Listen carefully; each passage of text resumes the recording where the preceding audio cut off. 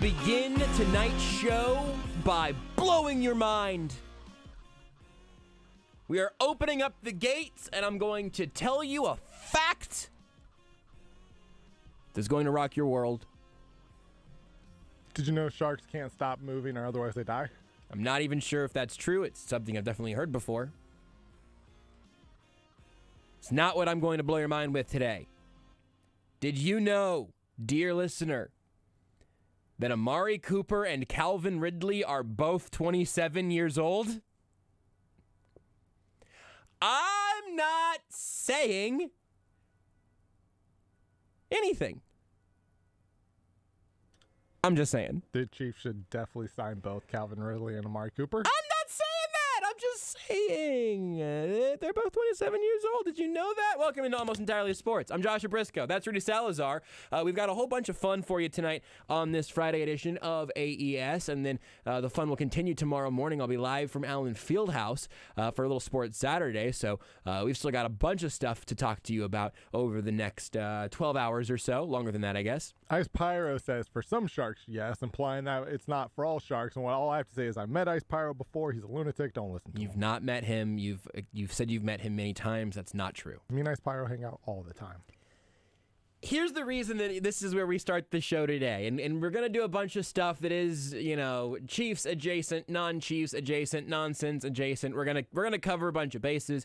KU TCU was actually really interesting. I'm mostly saving up my KU takes for tomorrow, I think, just because we're going to talk a ton of, believe it or not, Kansas basketball while broadcasting live from Allen Fieldhouse. But there's plenty to sort through here. No thanks to baseball. Shout out to baseball. But the NFL news of the day today, and this is just how the NFL rules our mindsets and our news cycles, and this is just something that rises at the top of my radar. The Cowboys are reportedly planning on cutting Amari Cooper. Now, that's a thing that you leak whenever you want people to start offering you trades for somebody before they actually release them.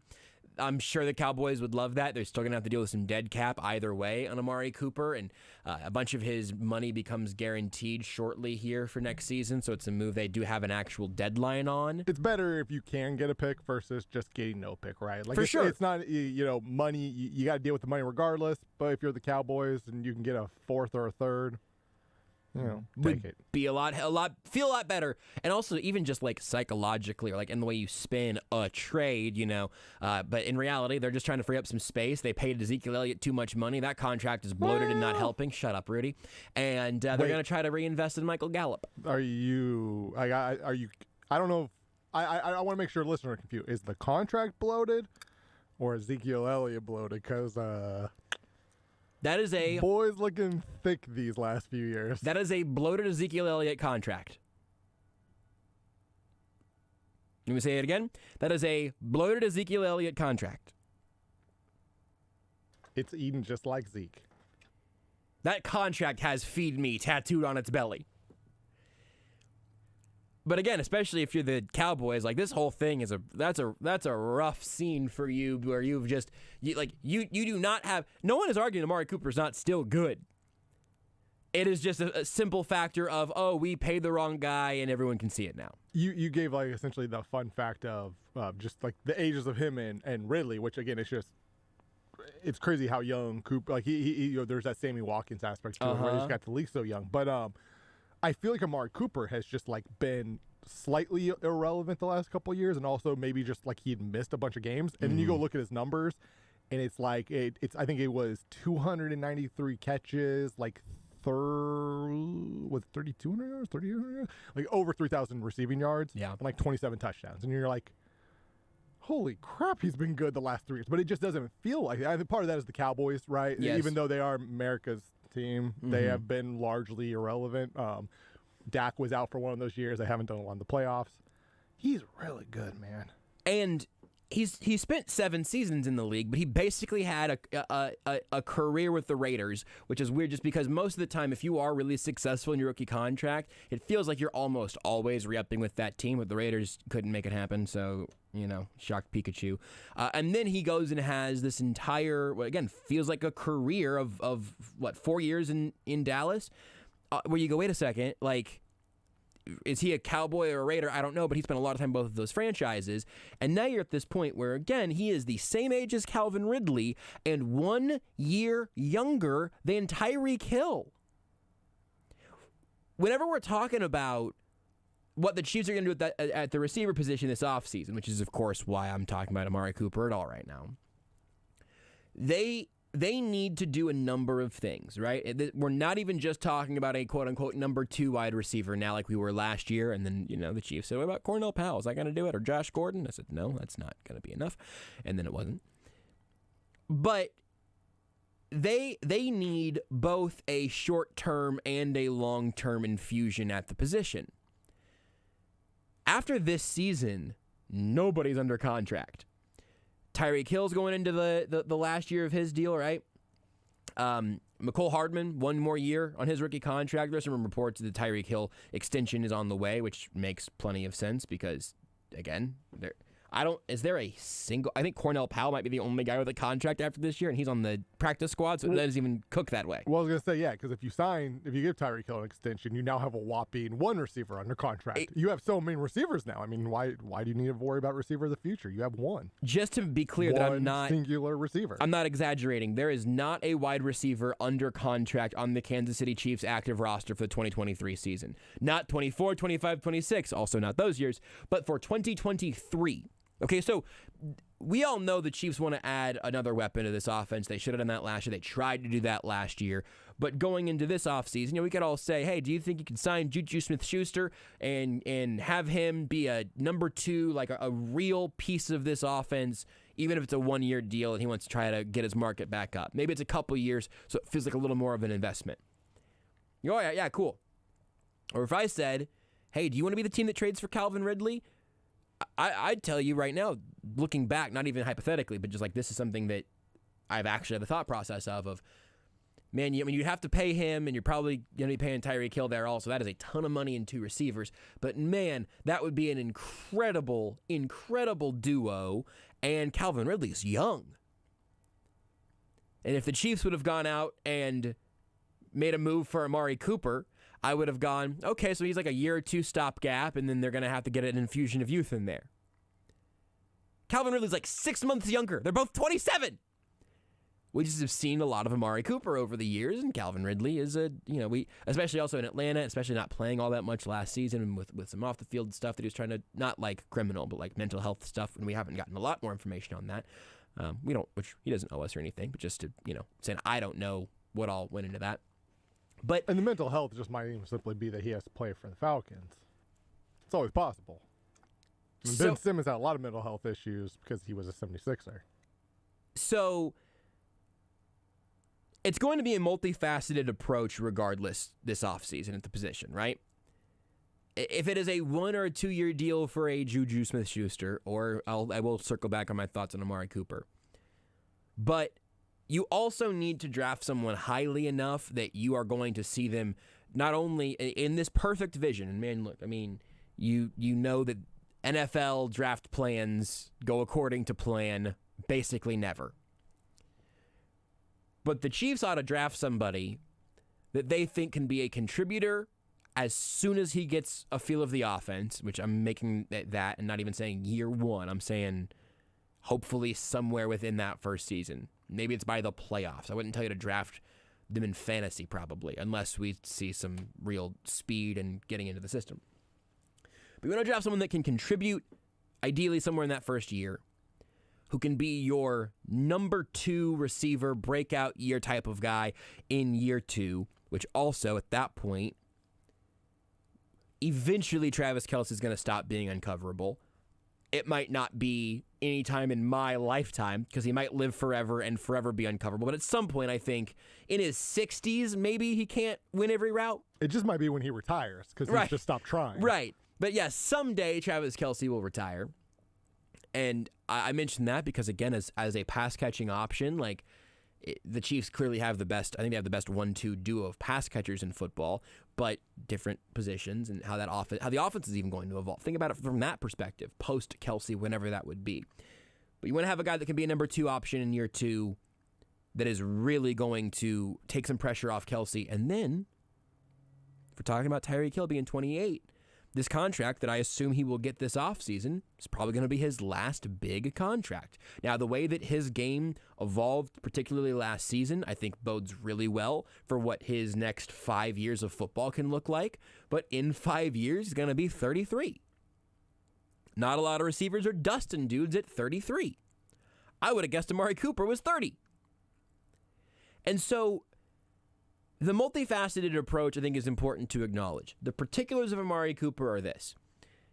He would be an exact type of receiver I would be thrilled to see them at in this offense. I would not want them to trade a draft pick for the sake of also having to carry some of that salary. That's not worth it. If he hits the market, I could see that being an interesting fit. But even if you go, I don't know. Do I care? Do I want the Chiefs to sign Amari Cooper? I don't know. This is good news either way. I don't care if you are invested in Amari Cooper or not. But if you're invested in Juju, or you think the Chiefs should try to make a run at Devontae Adams or Allen Robinson, from a team perspective, it is good for there to be a wealth of depth and talent and elite traits at the position that you want to bolster up this offseason. I mean, I guess a little bit of the inverse, like the Chiefs were either going to go Trent Williams in free agency last offseason to fix their left tackle spot or something drastic. They ended up making a trade for a player who was not on the free agent market. If I'm looking at this receiving free agency class right now, adding Amari Cooper only creates more options for all of the teams that are receiver needy. You get a ton of talent coming in this draft class, particularly looking at the sort of late first, early second round sort of range. There are some dudes out there who I would be excited to see the Chiefs be excited about. They're going to have options. The other issue, though, is we know the edge position is a huge, huge deal.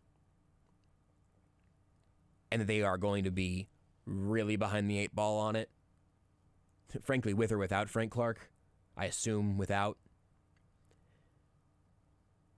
But if adding Amari Cooper maybe make some other teams say, you know what, we take something a little more assured, and we'll take Amari Cooper, and then Chris Godwin coming off of an injury, right, and not even knowing what his return timeline might be, maybe his market is depressed a little bit. Swoop! Sure thing. Yep, go ahead. Chiefs are interested. Even if it's, I want to say Sammy Watkins so bad, but even if it's somebody that's a level farther down there, and again, like Odell Beckham Jr. just obviously tore his ACL in the Super Bowl, so that's not a great comparison or a great name to pull out of the hat, but get another pass at Josh Reynolds or I don't know, is Christian Kirk kind of interesting? I'm just scrolling down a list of free agent names now. I love receiver names.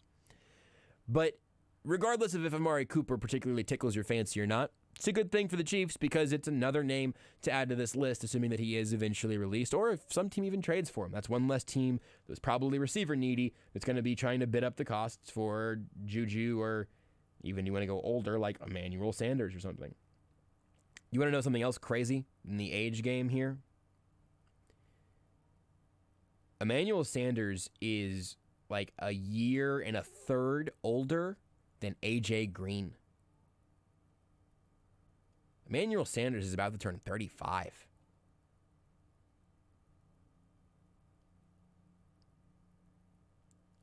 He's older than T.Y. Hilton and A.J. Green. Saw T.Y. Hilton play in college. You never mentioned that. FIU. Who's the oldest receiver currently on the free agent market here? Matthew Slater, Danny Amendola, I don't know if Slater really counts. Like, he's a special. Like, I know he is a receiver, but special teams. Amendola, though. He had I'm just sorting by age. Yes, Matthew Slater had 16 snaps here, 0 receptions. I just sorted by age. You're right. Danny I Amendola. should have filtered myself. Hey, Danny Amendola, though, weirdly enough, I feel like in the last 2 or 3 weeks of the season, you started seeing his name pop up. But like, oh, Danny Amendola just had a touchdown catch, and I did not know he was still playing football. 3 touchdowns last year for Danny Amendola. I think all 3 might have came in the last 3 weeks. I'm telling you. Deshaun Jackson, he's 35. Emmanuel Sanders, he will be 35. Tavon Austin's still out here getting it done, apparently. Do you know where Tavon Austin played last year? Do you have a guess? I mean, I know, Tyreek Hill's the next Tavon Austin. Yes, of course. I really like to think I know my NFL bleep, and I completely forgot that Tavon Austin was in the league, much less on this team. Yeah, the last team I remember him playing for that I'm just 100% positive of is the Cowboys, but I'm going to throw out the Giants. I thought you were going to get it. It was the Jags. I think he might have been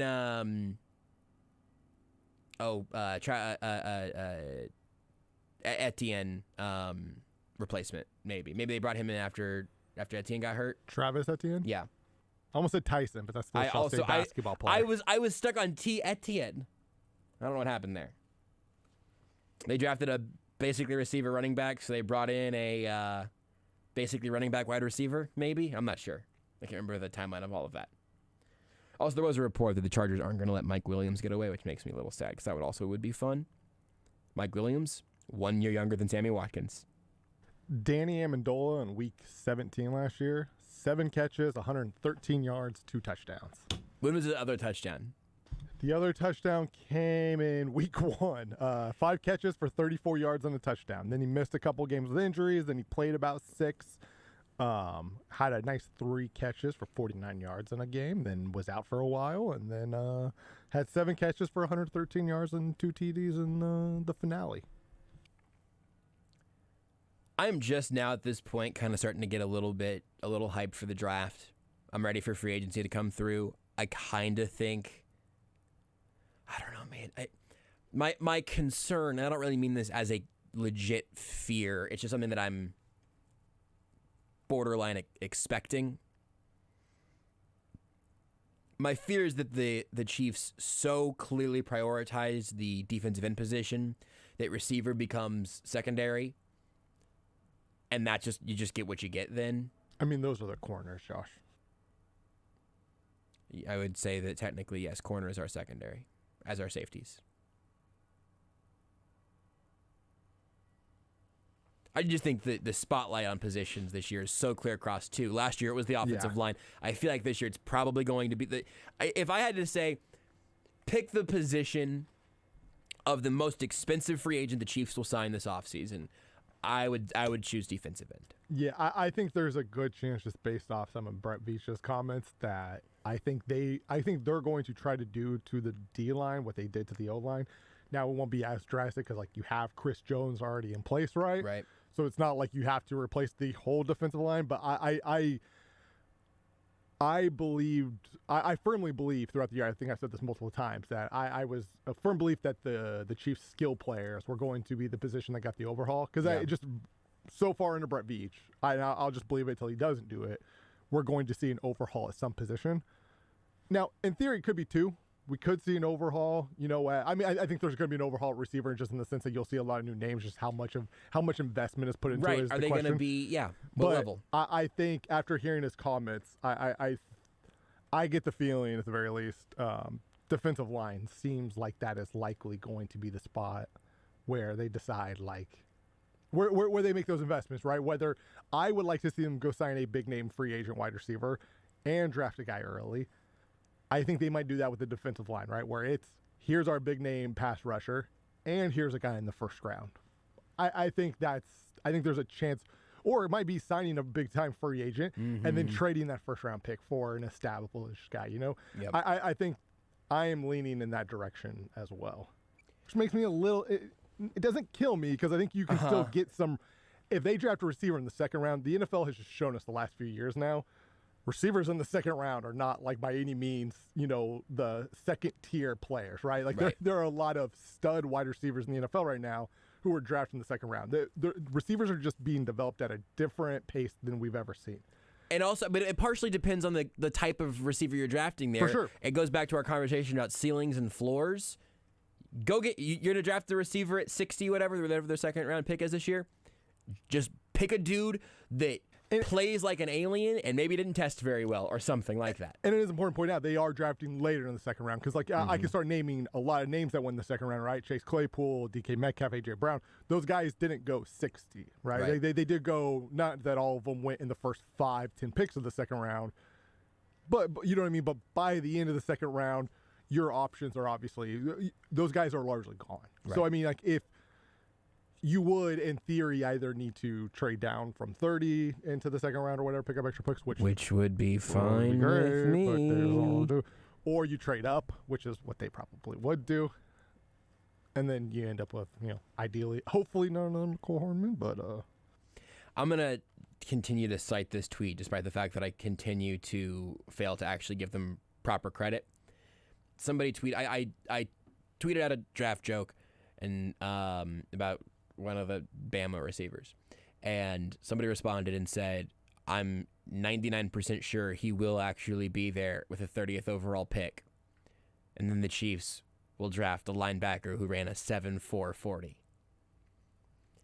And that's my concern throughout this process. We have a lot of time to be worried about the draft. We got free agency first, and Rudy mentioned some of the comments made by Brett Veach. I told you on Wednesday that we had some audio we were going to have to save for Friday. Well, it's Friday, kiddos, and so we'll bring you some of that audio coming up around the corner, and then later in the show, Sterling Holmes at 8, and then at 9, Mick Shaffer from KSHB 41. But later in the 9 o'clock hour, we break out the Ouija board. Beards McFly is back. He was not happy with the amount of time that we spent or the amount of expertise that we did not have on Elden Ring on Wednesday. He has bullied his way back. He has fought the devil and arrived at our doorstep. The only way you can get him interested. We will allow him into our homes. We are inviting the vampire in late tonight, and Beards McFly will make his return. Sterling, Mick, Beards, that's all coming up later. But coming up next, we'll hear from Brett Veach and Andy Reid next here on Almost Entirely Sports.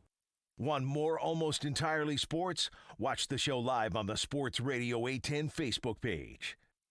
Save big money and get 11% off everything at Menards. Honeywell thermostats keep your home's temperature comfortable through every season while saving on your heating and cooling bill. Menards has a great selection of programmable and Wi-Fi units to control with your phone or tablet. Save 11% on all Honeywell thermostats. Get 11% off everything now at Menards. Good through March 5th. Savings are mail-in rebate. Some exclusions apply. See store for details. Save big money at Menards. More energy, better sleep, and so much happier. 40 pounds lighter and still going strong. Shaman's Leewood Total Wellness has changed my life. 2 words, guys. It works. Tell your friends. Tell your...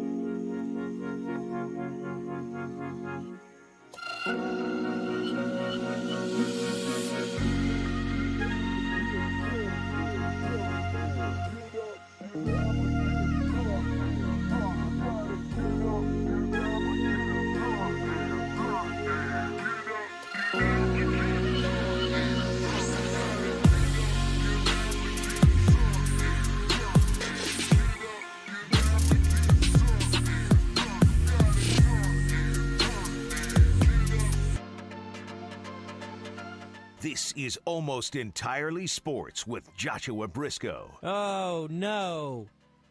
His measurables. on Sports Radio 810 WHB.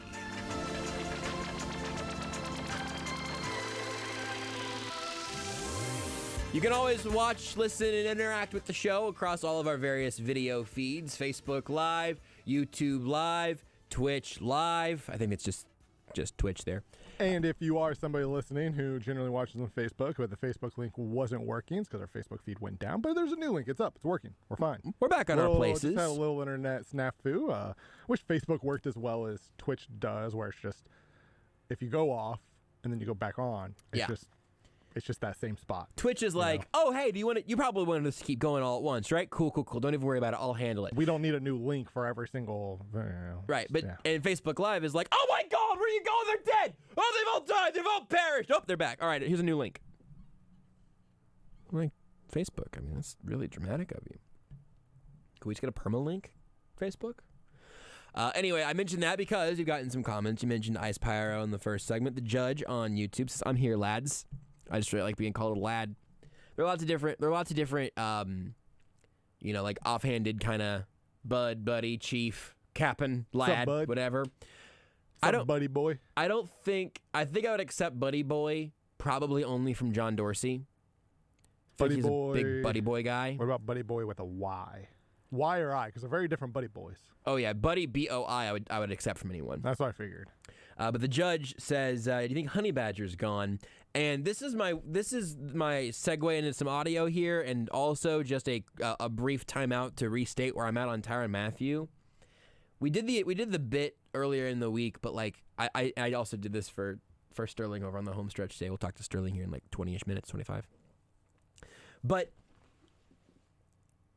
the way that Brett Veach and even Andy Reid are talking about Tyrann Mathieu is in the way that you talk about one of your mutual friends with another friend, and you're kind of feeling out how the other person feels about that friend. Like, you don't want to talk bleep. You're all actually friends, right?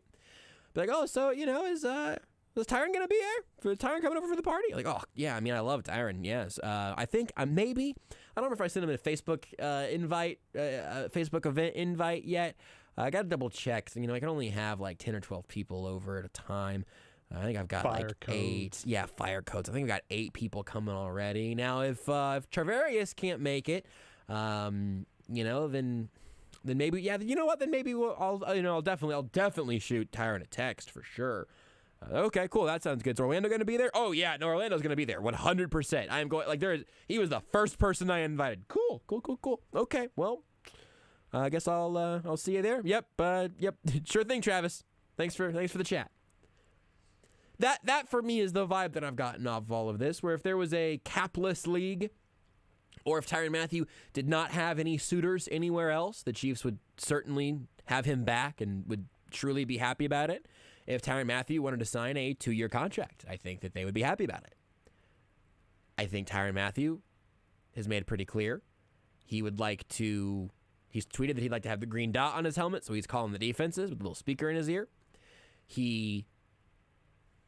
This is not a value judgment. He should take as much of the money as he can get. It's probably his last big contract. And if the Chiefs are going to say, yeah, we'll give you, we'll make you the 5th highest paid safety in football for 2 years, and then year 3 is basically a team option, I think he'll get a better offer from somebody else. I don't think I've ever said that a player should take a hometown discount because the team will tell you how they value you. I mean, that's just how this works. So I think right now, I think I'm at like a 40% chance he's back. Talking to Seth yesterday, I think he said like 10%. That felt low to me, but also I just think that so often whenever the Chiefs do have a guy they do want to prioritize, they find a way to get them back. It seems clear he's not the number. I mean, but that's he's the obviously thing. not a high priority. That's right? the thing. He becomes a high priority depending on what happens. It's clearly Orlando Brown first. Yep. Question is it Charvarius Ward? I'll let you be the judge of that for yourself a little bit here, because Charvarius Ward was a topic of conversation when Brett Veach spoke at the Combine. Here's what the Chiefs GM had to say about potentially their top corner leaving the team. He's a really good player, and talk about what he's accomplished over the last 4 years, and acquiring him via trade from Dallas, and then early on, right off the bat, he showed how talented he was on special teams, and then year by year he got better and better and better, and he's certainly a guy that, just like Tyron and some more of these players, we're going to have dialogue with them. I love to have Shavarius back. I think he's a talented player. He's done well in our scheme. Coaches like him. I like him, and it's one of those things that you have to work through in free agency when you have a talented roster, and try to get as many of these guys as you can and keep these guys under contract. But he'll be a guy that we'll certainly look forward to spending a lot of time with here in the next few weeks.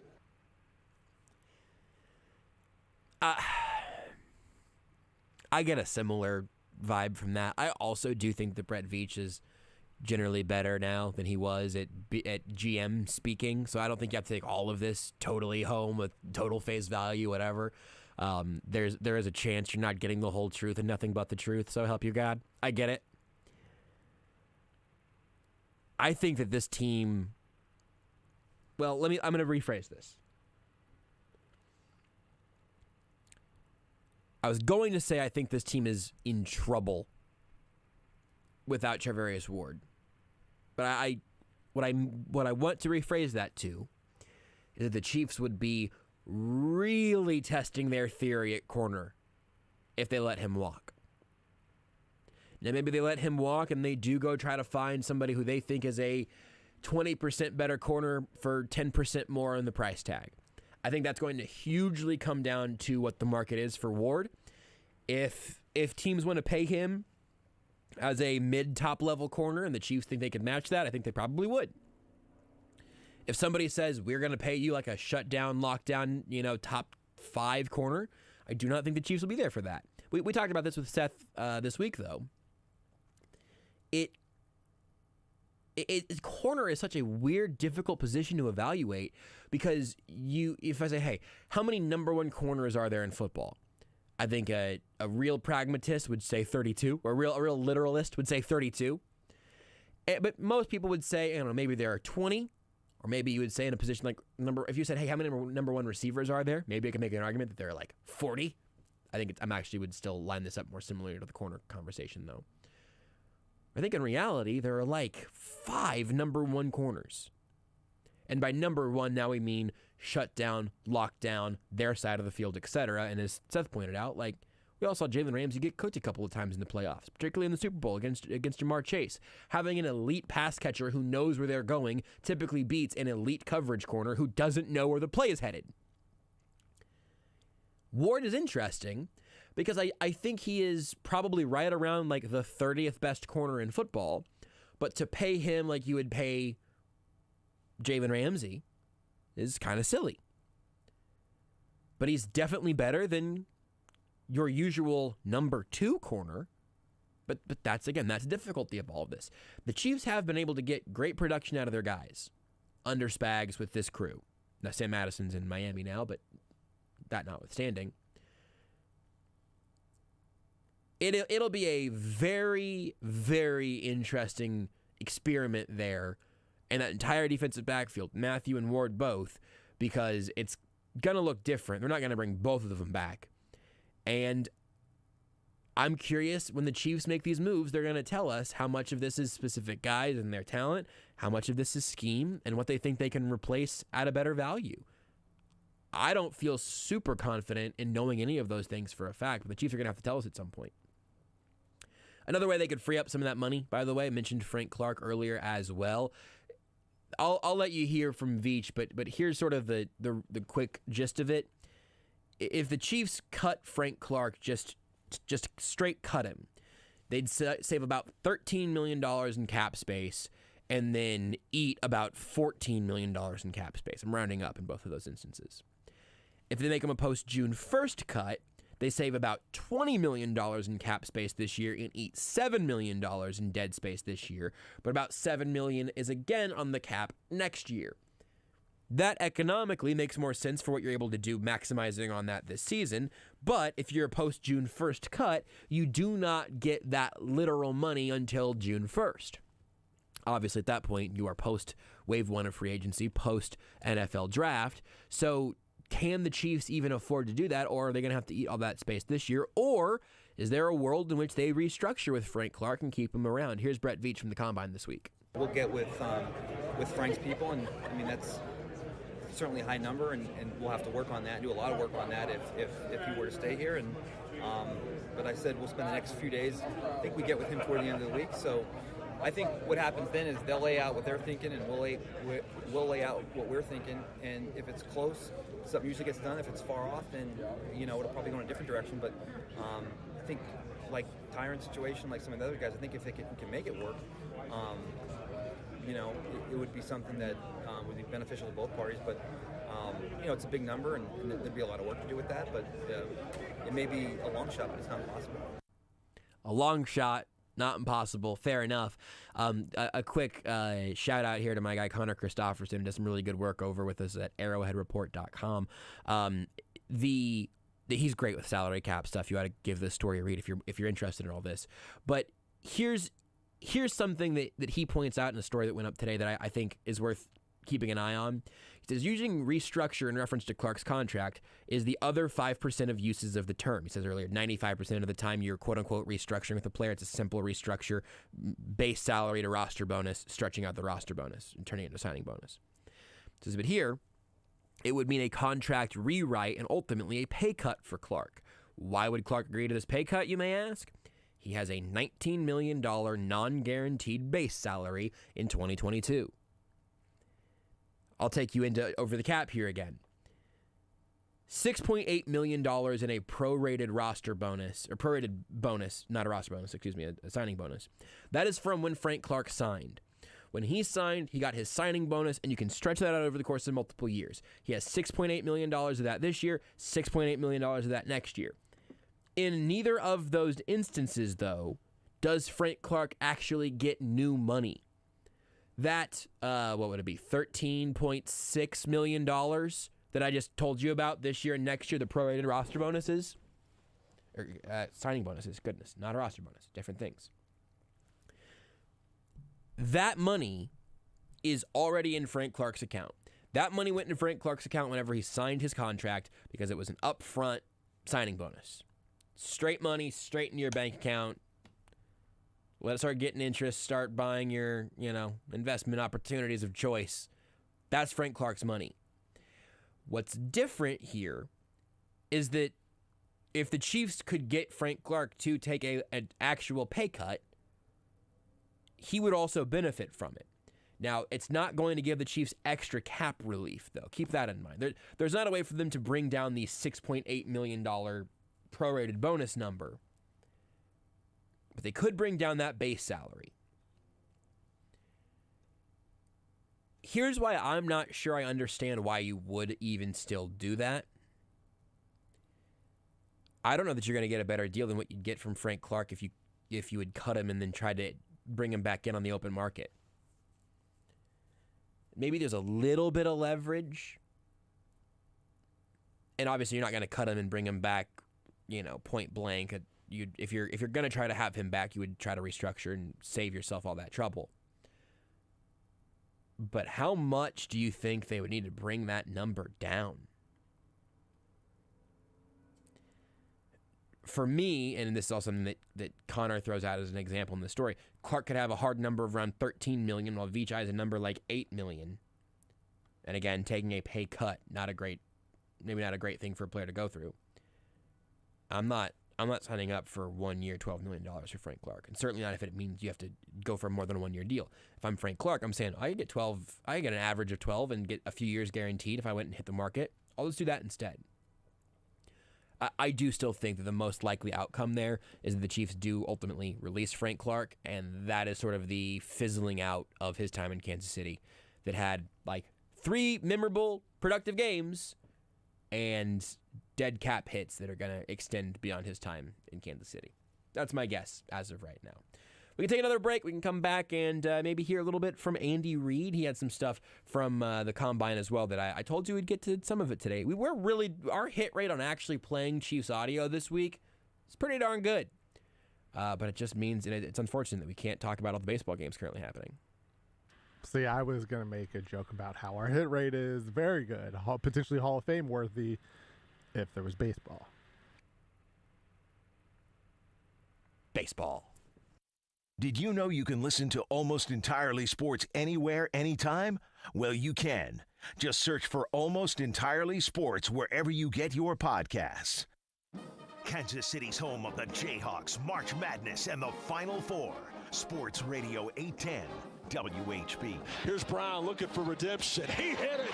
Christian Brown with 3 fingers in the air, and the Jayhawks go up 4. Saturday at 3, Kansas faces Texas. Coverage of Kansas basketball on Sports Radio 810 WHB is brought to you by Hy-Vee, Buck Roofing, Harry's Brewery Collection, Victory Ford, and 23rd Street Brewery. Hi guys, it's Andrew with Oak Ridge Medical Clinic. Are you struggling with erectile dysfunction and sick of the pills? Do you crave more intimacy in your relationship? Well, I have great news. Oak Ridge Medical...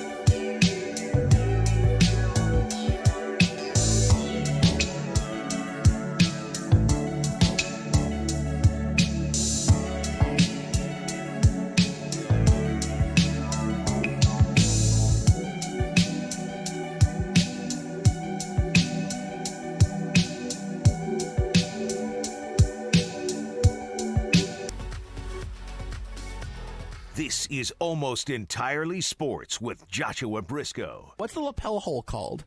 Buttonhole. The buttonhole. I could absolutely pop that into the buttonhole. There's just something to be careful on the word buttonhole. Yeah, good call, Beards. Thank you. You're a good producer. On Sports Radio 810 WHB. Beards will help us close out the show tonight. He'll make his triumphant return. That's after Mick Shaffer, and that will be after Sterling Holmes. He'll join us here in about 10 minutes. A quick tweet here from Ian Rappaport. With all eyes on Packers QB Aaron Rodgers and his future, here's the latest. Sources say Rodgers is truly torn on where he wants to play in 2022.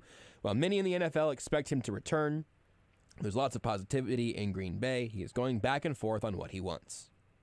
He just wants to be loved. But nobody will seem to love him.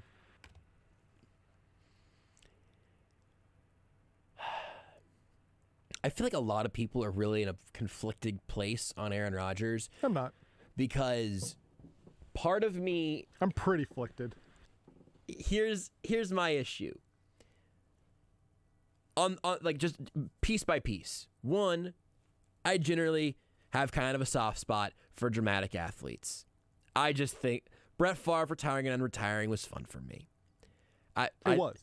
Russell Westbrook showing up in various outfits while playing violent basketball and then suddenly being bad at basketball is fun for me. James Harden gaining 20 pounds and then losing it the next day. Fun. Love it. I love it. I just love it. I just do. Zion watching James Harden do that and being like, you know what, I like this idea. The Los Angeles Lakers. Zion did forget the fact that James Harden didn't actually get fat. He was just wearing a fat suit. Zion was like, oh, I got to actually gain 30 pounds. I like a little will they, won't they off the field drama. I think a lot of that is fun for me. Also, I really love watching Aaron Rodgers play football. Also, Aaron Rodgers, I would say, used his platform irresponsibly on a few occasions over the last year or so. Also, away from that, and even acknowledging that I typically like drama, just come on, just why are we doing it like this? I thought his preseason pressers last year, talking about everything, the issues in Green Bay, what he was looking for, I thought was super interesting. I think for me the cutoff might be cryptic Instagram post. That might be my tipping point for will they, won't they drama. Cryptic social media posts? Maybe I have Eric Bledsoe PTSD, you know? I don't want to be any here. Recent experiences of you with a potential Kansas City athlete who had cryptic social media posts. I don't think we've been through that here. It took me a really long time to figure out where you're going with that, which I think is just you being dramatic and a part of the cryptic nature. Yeah, I think you just were ready for you understood the assignment, as the kids say. I did. So there's your Aaron Rodgers update. We'll have 15 more of those over the next 13 days, and we'll get no closer to an actual result. But it would be fun as a spectator if he were to show up in the AFC West. It would be pretty bad for, Steve Spagnuolo. But that's neither here nor there at this moment. I do want to make sure you hear a couple of these clips real quick from Andy Reid. We might not have a ton of time to break them all down, but looking at their scheme evaluation over this last week or so, as they've looked back at what this team did well and didn't do well early in the season, later in the season, I think is really interesting. And Reid was asked during the combine scrum back on Tuesday. He was asked if the scheme evaluation showed to be more mental than anything. Yeah, so I think starting off, that's what it was. It was pretty easy to evaluate early. And then we kind of hit a groove there. And it took us really into the last half of the last game. And then we were off the table. But up to that point, we were doing pretty good. And so I think the early part of it was pretty easy to evaluate. Are there things? Listen, we hammered out. So are there things that we can do better? Absolutely. There are better plays we can call. There's better plays we can design. There's the players can do better. The coaches, we can all do better. So that's kind of what we're hammering out. But I don't want to lose perspective on the fact that we were a pretty good football team. And we're pretty good offense too. So you can't just throw everything away. You gotta kind of look at it. I mean, we've had a lot of success, and we're getting everybody's best shot. We understand that. We appreciate that, and so we got to take it up a notch, and we'll do that. I think there's some interesting stuff in there. Even with our conversation on Wednesday, there are a few times there where I think if Andy Reid's at a podium, his answer ends. But in a setting like that, he had a little more to offer that I think just enriches that entire process. And then ultimately, a step beyond that into the actual content there. I think there's something to be said about we don't want to throw the baby out with the bathwater. We also do want to continue to innovate. And I think it's kind of interesting. And I think you, if you're a Chiefs fan listening right now, good chance you are, that hearing from Andy Reid in these circumstances is more interesting than what you get during a Week 7 Monday presser or whatever. That's also true here. Andy Reid talking about that specific second half of the AFC Championship game. Yeah, listen, I could have put the offense in a better position. I start there with whatever, the throws that we threw and protections and runs and everything. I mean, I could have done a better job of that. So that's where I start. And then, listen, we all had a little piece of it. I mean, everybody had a little piece of the pie, but on every, on the different plays, but we didn't execute as well as we needed to. That's where I am. And again, that can be extended to everybody, and I know it's not a very satisfying answer, but I do actually believe Andy Reid there. Again, at a podium, he says, I got to do better. That starts with me. There he tells you, everybody got a piece of that pie, really. He didn't go name by name, but yeah, I mean, the defense had some opportunities to make some plays later in the game. It was not their fault more than anybody else's. Andy Reid, Eric Bieniemy, Mike Kafka could have done some things different offensively. Believe that's true. Patrick Mahomes missed some guys. Tyreek Hill missed time to jump. That game really was just a lot of guys having a bad moment or a few bad moments in a 30-minute window of football, and that's where we end up. Anyway, I just wanted to make sure we at least got time to let you hear from Andy Reid and Brett Veach in those settings from the Combine earlier this week. Who knows what we'll talk about the remainder of the show. I do know who the guests will be, though. Sterling Holmes up next. Mick Shaffer at 9. Beards McFly makes his return to AES after Mick in the 9 o'clock hour. So we'll talk to all three of them and fill the rest of this show with sports or the Almost Entirely. You are listening to Almost Entirely Sports with Joshua Brisco on Sports Radio 810 WHB. Building a pool is not a job for amateurs. If you want a pool you'll enjoy for a lifetime, call the pros at Pro-Built Pool and Patio. Pro-Built Pool and Patio is the largest provider of fiberglass pools in the region. Unlike liners, fiberglass pools from Imagine Pools and Pentair Pool Equipment are built to last, and they have over 200 different design options to fit your space. Pro-Built Pool and Patio offers competitive pricing, financing, and the fastest install timelines. Get a free quote by calling 816-786-3893 or go to ProBuiltPatio.com. In these trying times, Kansas City Credit Union knows how important cash flow is in your household. With rates near all-time lows, now's the time to take action. Free up some cash by lowering your monthly car loan payment when you refinance your auto loan with Kansas City Credit Union. And as a bonus, Kansas City Credit Union will delay your payments for 90 days. Visit kansascitycreditunion.com/810sports for more information. Kansas City Credit Union, your path to financial freedom. As an employer, are you having a hard time finding great people for your company? Let Sports Radio 810 help you with your search. Many local companies are taking advantage of the 810 Jobs Connection program. Recruitment is tough right now. The online search engines are packed with all your competitors. Sports Radio 810 Job Connections is a turnkey program designed to help you find your next hire. For more information, contact Sandy Cohen at scohen@unionbroadcasting.com. That's scohen@unionbroadcasting.com. Are you losing your hair and feel like you don't know what to do? We are here to help you. Hi, I'm Dr. Spencer Egan with Ascentus Hair Restoration. We can help you get your hair back using state-of-the-art robotic hair transplant technology. At Ascentus Hair Restoration, we care about maintaining the hair you have and replacing the hair you've lost. Book your free consultation for a personalized plan and feel like you again. Call 913-914-5975 or visit kansascityhairtransplant.com. Sports Radio 810 WHB is taking over the Power and Light District again.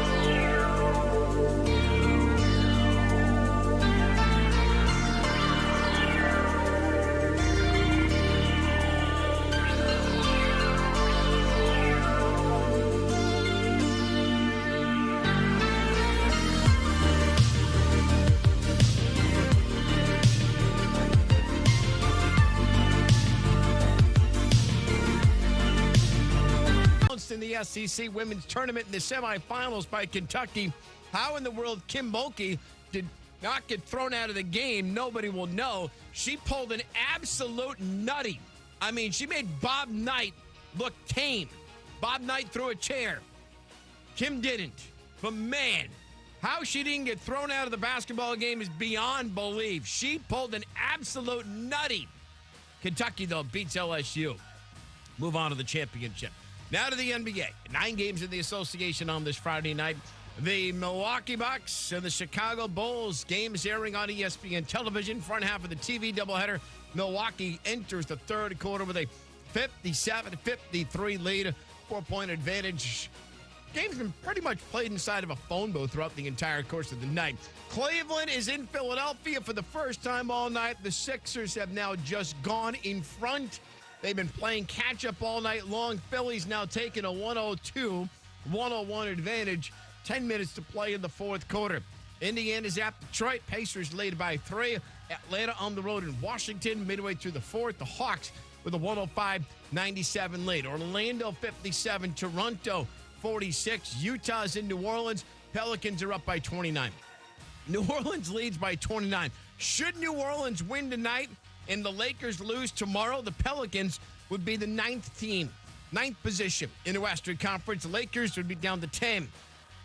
T-Wolves are in OKC. Keyshawn, J. Will, and Max. The Nets with KD and Kyrie, they can flip that switch easily because you know what they are offensively when those two play together. That's easy. More from the guys Monday morning starting at 6 Eastern on ESPN Radio and ESPN2.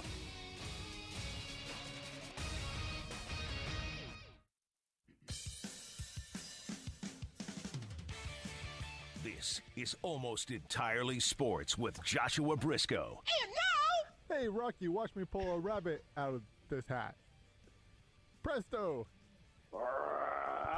On Sports Radio 810 WHB. As you almost certainly realize with that liner joining this segment here, it's time for our, at this point, weekly chat with our friend Sterling Holmes from The Homestretch. You can hear him over on The Homestretch on ESPN Kansas City, weekdays from 3 to 4. That's on 1510 AM, 94.5 FM. And you can follow him on Twitter at HomestretchKC. Hey, Stu. Hey, I wish it was a fireside chat because I am freezing. I didn't even adjust the temperature in here. Like we're just letting it fly right now. Do you not have a jacket or anything? You've got a Michael Irvin medium polo on right now. Yeah. You know, you want to layer up? Did you bring a jacket in? You just think no, I'm I gonna didn't bring a jacket in. I'm wearing pants. It's can't wear a jacket if you're wearing pants. That's true. I can only Pooh Bear it. That's you only get one. This show talks about Winnie the Poohing a lot. Too much. Disagree. I stand by what I said, which is a lot. I will not say it's this too much. I think it has a negative connotation to it. Whenever the music was playing there, you said it sounded like a bad Yellow Card song. Yeah. The bump music we play is royalty free because we don't want to get sued on Twitch or Facebook Live or YouTube or whatever, or the podcast feed or whatever. So we have a rotating. I could probably add some more music at this point. We've really played through a lot of these, but it absolutely sounded like a Yellow Card B-side or something. Yeah, you a big Yellow Card guy? Finish Line, Ocean Avenue.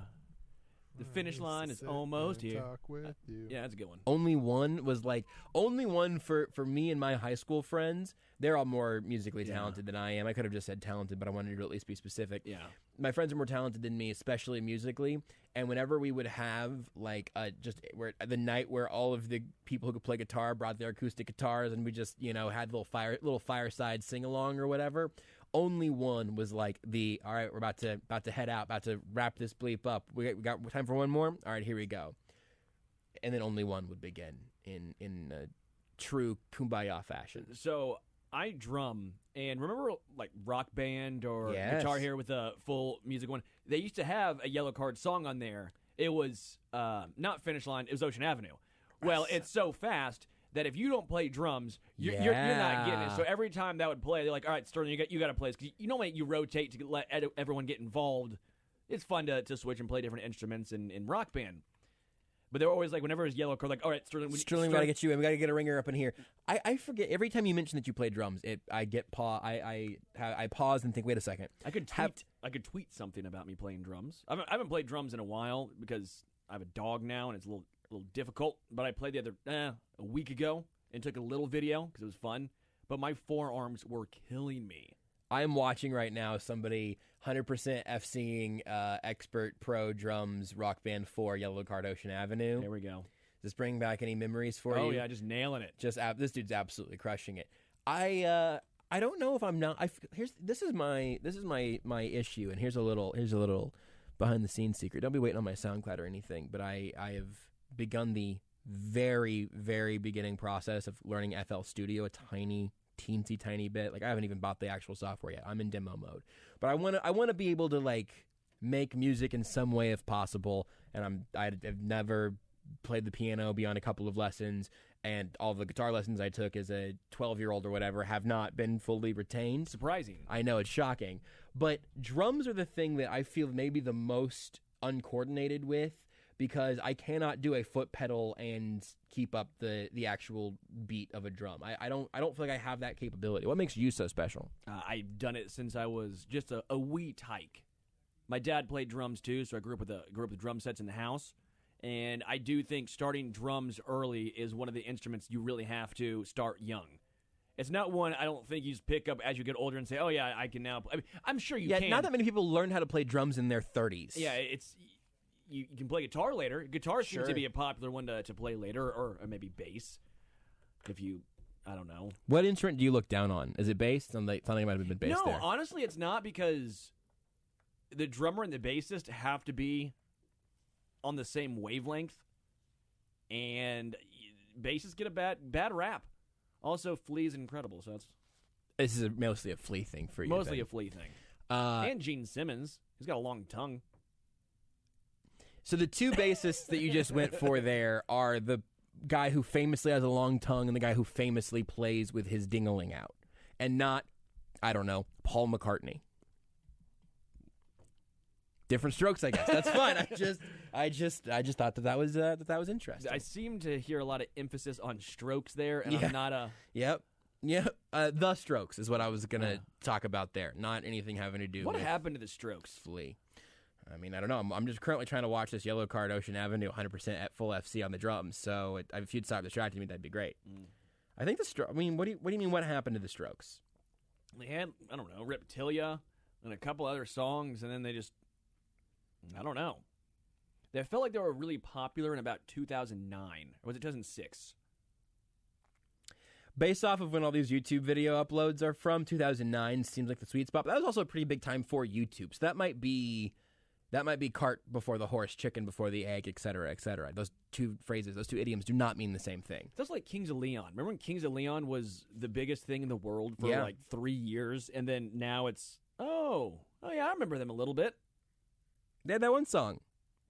Use Somebody. Well, Sex on Fire. That's what I was thinking. I guess they had two songs then. They had a couple other ones. They had some good songs. I'm not trying to hate on the Kings of Leon. I This was really not like my... Kings of Leon. They also had a TV show. What? Yeah, they were wild people. Imagine Dragons stole their thunder. You better And their watch lightning it. and their thunder, lightning and their thunder, thunder. To be honest with you, I cannot stand Imagine Dragons. That might be one of if like my choice is between, I don't know, Imagine Dragons, Bob Dylan, someone who I thoroughly just am not a massive fan of. We talked about Bob Dylan earlier on the Homestretch. Who else don't I like?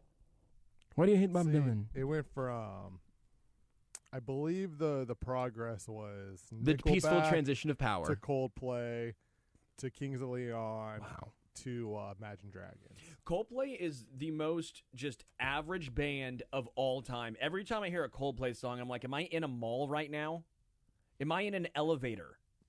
I get so bored. Here's the thing about I might that. have Coldplay and Nickelback And by the way, reversed. It might have been Nickelback's great. Coldplay to Nickelback, but those four bands kind of all encompass the same ethos. I will of not the music handle world. Nickelback slander. Hey, you're looking at a man who loves the song Photographs. I can sing word for word a lot of Nickelback songs, but I also acknowledge the general consensus of them and how that progression. I've done a study on this, Rudy. of how this goes. I've done a study on Nickelback. I love Nickelback. I'm not. I like Coldplay. I'll say it. There's about 15 songs of Nickelback. You will go to a bar and play it, and people are singing along. The reason why you don't like Nickelback, you don't like the affliction-wearing fans who are just screaming, who are wearing those mediums, and they say, "Yo, bro, go listen to some Nickelback." You don't like Nickelback because you're not supposed to like Nickelback. But then you listen to Nickelback, and you're like, you know what? I can jam on this. Here's my thing with Coldplay. Okay, my inclination here is to step in and defend Coldplay. But what I do think, you say, am I in a mall? My first thought is, well, if I heard The Scientist playing in a mall or whatever, I'd be like, oh, this is a Coldplay song. This is a good song, but they're playing in a mall now. There is something there where I think that big let's keep using malls, but commercial spaces. If you get to pick a few just like hit songs and then loop them for 10 years, and all of a sudden we associate them with that space. For Coldplay, the song Something Just Like This. This is a highly played song on their current Spotify. Bwamp, bwamp, bwamp, bwamp. We've all heard With the that. Chainsmokers. It's basically, is it with the Chainsmokers actually? Something Just Like This. We were talking about the Chainsmokers earlier. I say it's actually, because I believe it is technically a Chainsmokers song. Chainsmokers song Featuring Coldplay. Okay, so boy, I also got to tell you that a bunch of these albums that Coldplay's put out over the last literally 10 years did not register on my radar at all. When was Yellow? So Or here's Clocks. So Parachutes was the album with Yellow on it, and I think Clocks was after that. But Parachutes came out in 2000. A Rush of Blood to the Head, which has The Scientist and Clocks back to back on it, that came out in 2002. Viva La Vida, which is, I think, maybe my personal favorite Coldplay album. No one has a favorite Coldplay album. That's the most boring This thing. show just got super white. My favorite Coldplay album is Viva La Vida. But I've listened to that album in its entirety multiple times. Not recently, but then the actual song Viva La Vida is all very fun. I like that album. That was out in 2008. Remember Milo Exlido? I don't know how to pronounce it. Remember it coming out. That to me felt like where they started in mall music territory. And if I'm going to be really vulnerable right now, really be honest with you guys, my two good friends and all of our favorite friends listening on the radio, I'm a little bit worried about Fall Out Boy making that turn a little too hard. I'm a little bit afraid that they're not going for mall music. They're going for college football, college game day music. Yeah. And they've been in that space for a while now, and I'm worried about them coming back out. It sounds more like Imagine Dragons.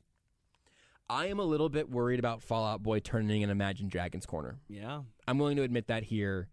The thing is, though, because the mall music is kind of a moot point at this point because malls are mostly dead. Right? It's an evolution, though, of Coldplay and Nickelback are what you heard walking through, American Eagle back in 2000.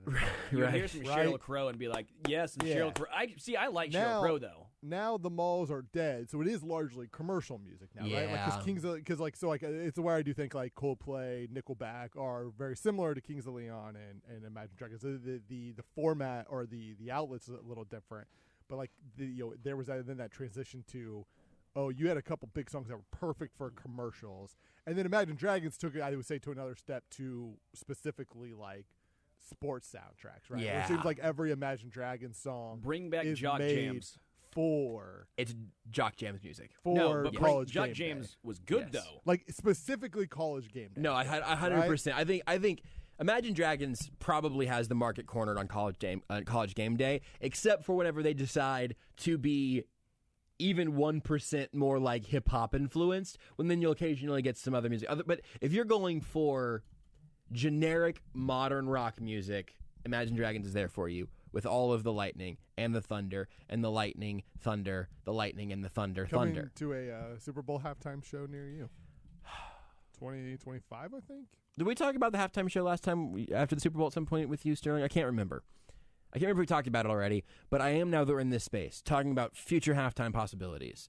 I mean, the one in Vegas is going to be Imagine Dragons. It's just happening. Oh, that's gonna suck. They're from Vegas. They are very they perform in Vegas all the time. The Killers are from Vegas. Yeah, but the Killers don't have Killers are good. Not that the Killers won't be on the right because there'll be multiple acts. Obviously. Time out. Who likes Imagine Dragons? Who's out here like, you know what? Yeah, I gotta throw this. Jimmy Pitaro, Here's the ESPN thing. executive. Exactly, but that's the thing. We say who likes Imagine Dragons, but they're filthy rich because people buy their CDs. No, good for them.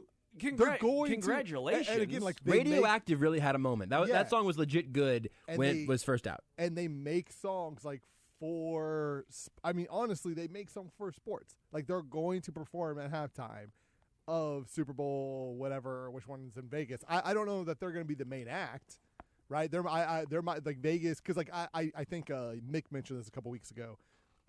Obviously, kind of the show tunes a little bit, right? Or like the shows are obviously you go to Vegas, you go watch a show, right? I could get behind some show tunes, some like 1920s, maybe some vaudeville. That's going to be part of it. Somebody with a long cane grabs the singer from Imagine Dragons and yanks him off the stage to the left. I think that's definitely going to be part of it because it's very much like just the Vegas like heritage, right? Like I agree. That's Vegas. But if you don't think at some point in the middle of that you're not going to hear just a lightning and thunder stuff. Yes. Like it's the Imagine Dragons are playing. I would bet my soul on this. I think you made an important distinction. We got to draw the line on this. I do not think that it will be I think Pepsi's actually out, but I'm going to keep using Pepsi. The Pepsi halftime show with Imagine Dragons and other people. But it might be. I don't think it will be that. However, if you say, will the lead singer of Imagine Dragons speak into a microphone at the halftime show in Vegas, I like that bet. I don't know what the odds would be, but I do kind of like that bet. It's happening. I am fully convinced of this. Dream halftime show. Coldplay. Chili Peppers doing deep cuts. Red Hot Chili Peppers with Bruno Mars. We had that. That was great. And then guess what? That was one of the best halftime shows. It was also Coldplay, like weirdly with Beyonce, right? We talked about this like 2 weeks ago. Coldplay was with Beyonce. Yeah. Maybe you get Snoop back as a cameo, just to get Imagine Dragons. Oh man, I just had a sense memory unlocked in my brain. Somewhere out there is a Imagine Dragons Kendrick Lamar mashup of some song from like 2009, maybe. I think it was like, I'll try to find it. I don't know, but we just put them together for that song mashup. Boom, fixed it. Foo Fighters would be good in a realistic one. If you I want, think we did talk about this a week or two ago because I feel like those were your same answers. Well, no, probably so was. we talked. I think we talked about Foo Fighters with Mick. Oh, there you go. Yeah, because we did do this with Mick. That much I do remember. It was trying to figure out like who was going to be where because I think we like Foo Fighters is obviously like a very like it's a safe one, right? Like nobody dislikes the Foo Fighters, right? Because Dave Grohl's awesome. Yeah, like they are good performers. People do not hate them.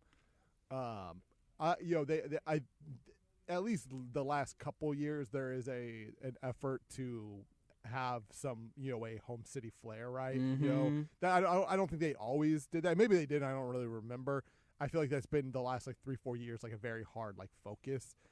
So like Foo Fighters would probably be more of like I don't think they're all from Seattle. I know Dave Grohl lived in Seattle for a while. He's not from there. Are you just thinking Nirvana? Well, yeah, obviously. Kind of home of a grungy. I don't think he's beginning from of, Seattle, but I don't. know. Because I watched a documentary on him once. It was actually very good. I don't believe he's from Seattle, but he obviously lived there for a prolonged period of time with Nirvana. I just think it'd be great to get some more rock music back into because when I think of the old rock is dead. Sterling. Apparently, no. Look, there's other bands like the Struts are great. Greta Van Fleet's great. Oh yeah, Dirty Honey is incredible. You just named all the top 40 hits. These days that all the kids are listening to. I'm gonna have to. If they don't get any airplay, how are they gonna get? They're not gonna make it if you don't get them any chance. Imagine Dragons and Kendrick actually did a mashup performance together. I think at the Grammys. Believe it or not. I didn't remember that being a thing. Well, I was going to say, I vaguely remember, I think Kendrick did like a remix to Radioactive. I think that's right. Yeah, so that's been opened up. I feel like I've heard that before. Number one song on the Hot 100 right now is We Don't Talk About Bruno. That checks. That's what we need. That's from Encanto. That's a song from the Disney movie Encanto. Okay, I haven't even heard it yet. I've heard it's a banger, though. I've heard it. Encanto is a fantastic movie, by the way. If Orlando ever gets the Super Bowl, which at some point Disney's just gonna spend that money to get the Super Bowl. Ooh, wow! We get all the Pixar bangers. Give me all the Disney. The Disney songs. would be great. Just think of a crab coming out and singing. Under the Little Mermaid, Little Mermaid action. That'd be great. I'd watch that. That might be the best halftime show ever. I mean, if they get a crab to come out and sing, I think it's the best halftime show ever by default. I just mean a man in a crab suit. I was talking a real crab. Either way, I'm down for. I was thinking about a real crab as well. Artists on the top the top 100 right now. We're topped off with the Encanto song, Glass Animals, that ABCDFU song. Don't know it. Really? Oh no, you're so old. Glass Animals. Heat Waves is number 2. Yeah, I love Glass Animals. That's still there. It's still there. Wow, I know, it's crazy. It's been up there for 58 weeks on the charts. He wrote that song for some other pop star, and they didn't want it. There's a Song Exploder where Dave Bailey, the lead singer and main like producer of that song, talks about it. It's great. Song Exploder. You seem like you might like Song Exploder. Getting into the guts of a song structure a little bit, getting in the artist's head. Adele, D. Kodak Black, Tenacious Deep on the halftime show would be great. There is not a lot of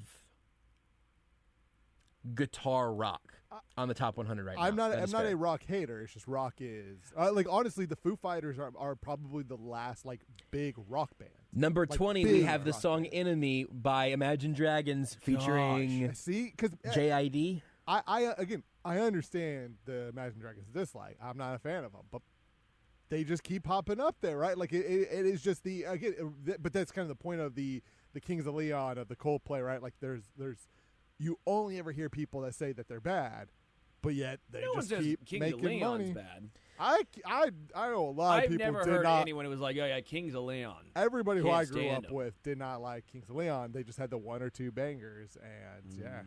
So 35 of the Billboard Top 100. Then I'm going to close this tab because I know this is going to take us into our next conversation point because it's going to line up with a this or that you offered over on the home stretch earlier today. This or that's a great game. Maybe you can even pitch a couple of them here. We'll figure out if we want to, help people realize what they're missing over there on the home stretch. I'll go this, Rudy. Go bleep yourself. I say this. I'm taking that. I'm taking I guess. Number 35 is Fancy Like. That's a song about being fancy This like. is why we Is can't that trust Justin Timberlake? these lists. No, it's Walker Hayes. And I would rather walk into a train than listen to the song again. Anyway, your this or that for me over on the home stretch today was... Would you rather only be able to listen to Fancy Like Applebee's for the rest of your life? Only song you can listen to. The Applebee song. Or I've never you can actually heard only that song. eat at Applebee's. You heard it during the halftime show of the... I didn't listen to the halftime show because okay. remember I was in the back room, so I did not. I was cutting highlights. I did not have. You've never heard this song right to this moment in time? I don't listen to music anymore. I just not something I do. I listen to podcasts like 24/7, and when I do listen to music, it is my curated Spotify playlist. When you need to vibe out, what do? You listen to Locked On College Basketball? I mean, it's on that podcast. I forget the guy's name. Rudy cracks open ESPN Daily and just starts kind of bobbing along to the intro music. He's like, man, I like what they do at the beginning of the show. I wish someone would do just this without the talking over it. It's good. This is awesome. I forget the guy's last name. His first name's Nick. I'm just trying to find. Oh, it goes by Nick D. Very good. It's very chill. It's rap music, but it's very just like calm, chill. Like that's what I go with. Rudy's listening to an audiobook. He's like, man, I wish someone would say all these words in a rhythmic fashion. He has this a would be song so much better. literally called Tom Holland. It's about his love of Tom Holland. It's my that my tracks. style. Yeah, that makes sense. Rudy Serotonin seems like is a big frat rap guy. Yes, 100%. Oh, yeah, Nailed it. No that- scope. yeah, Got it in yes. one. Yes. I have been Asher to Roth.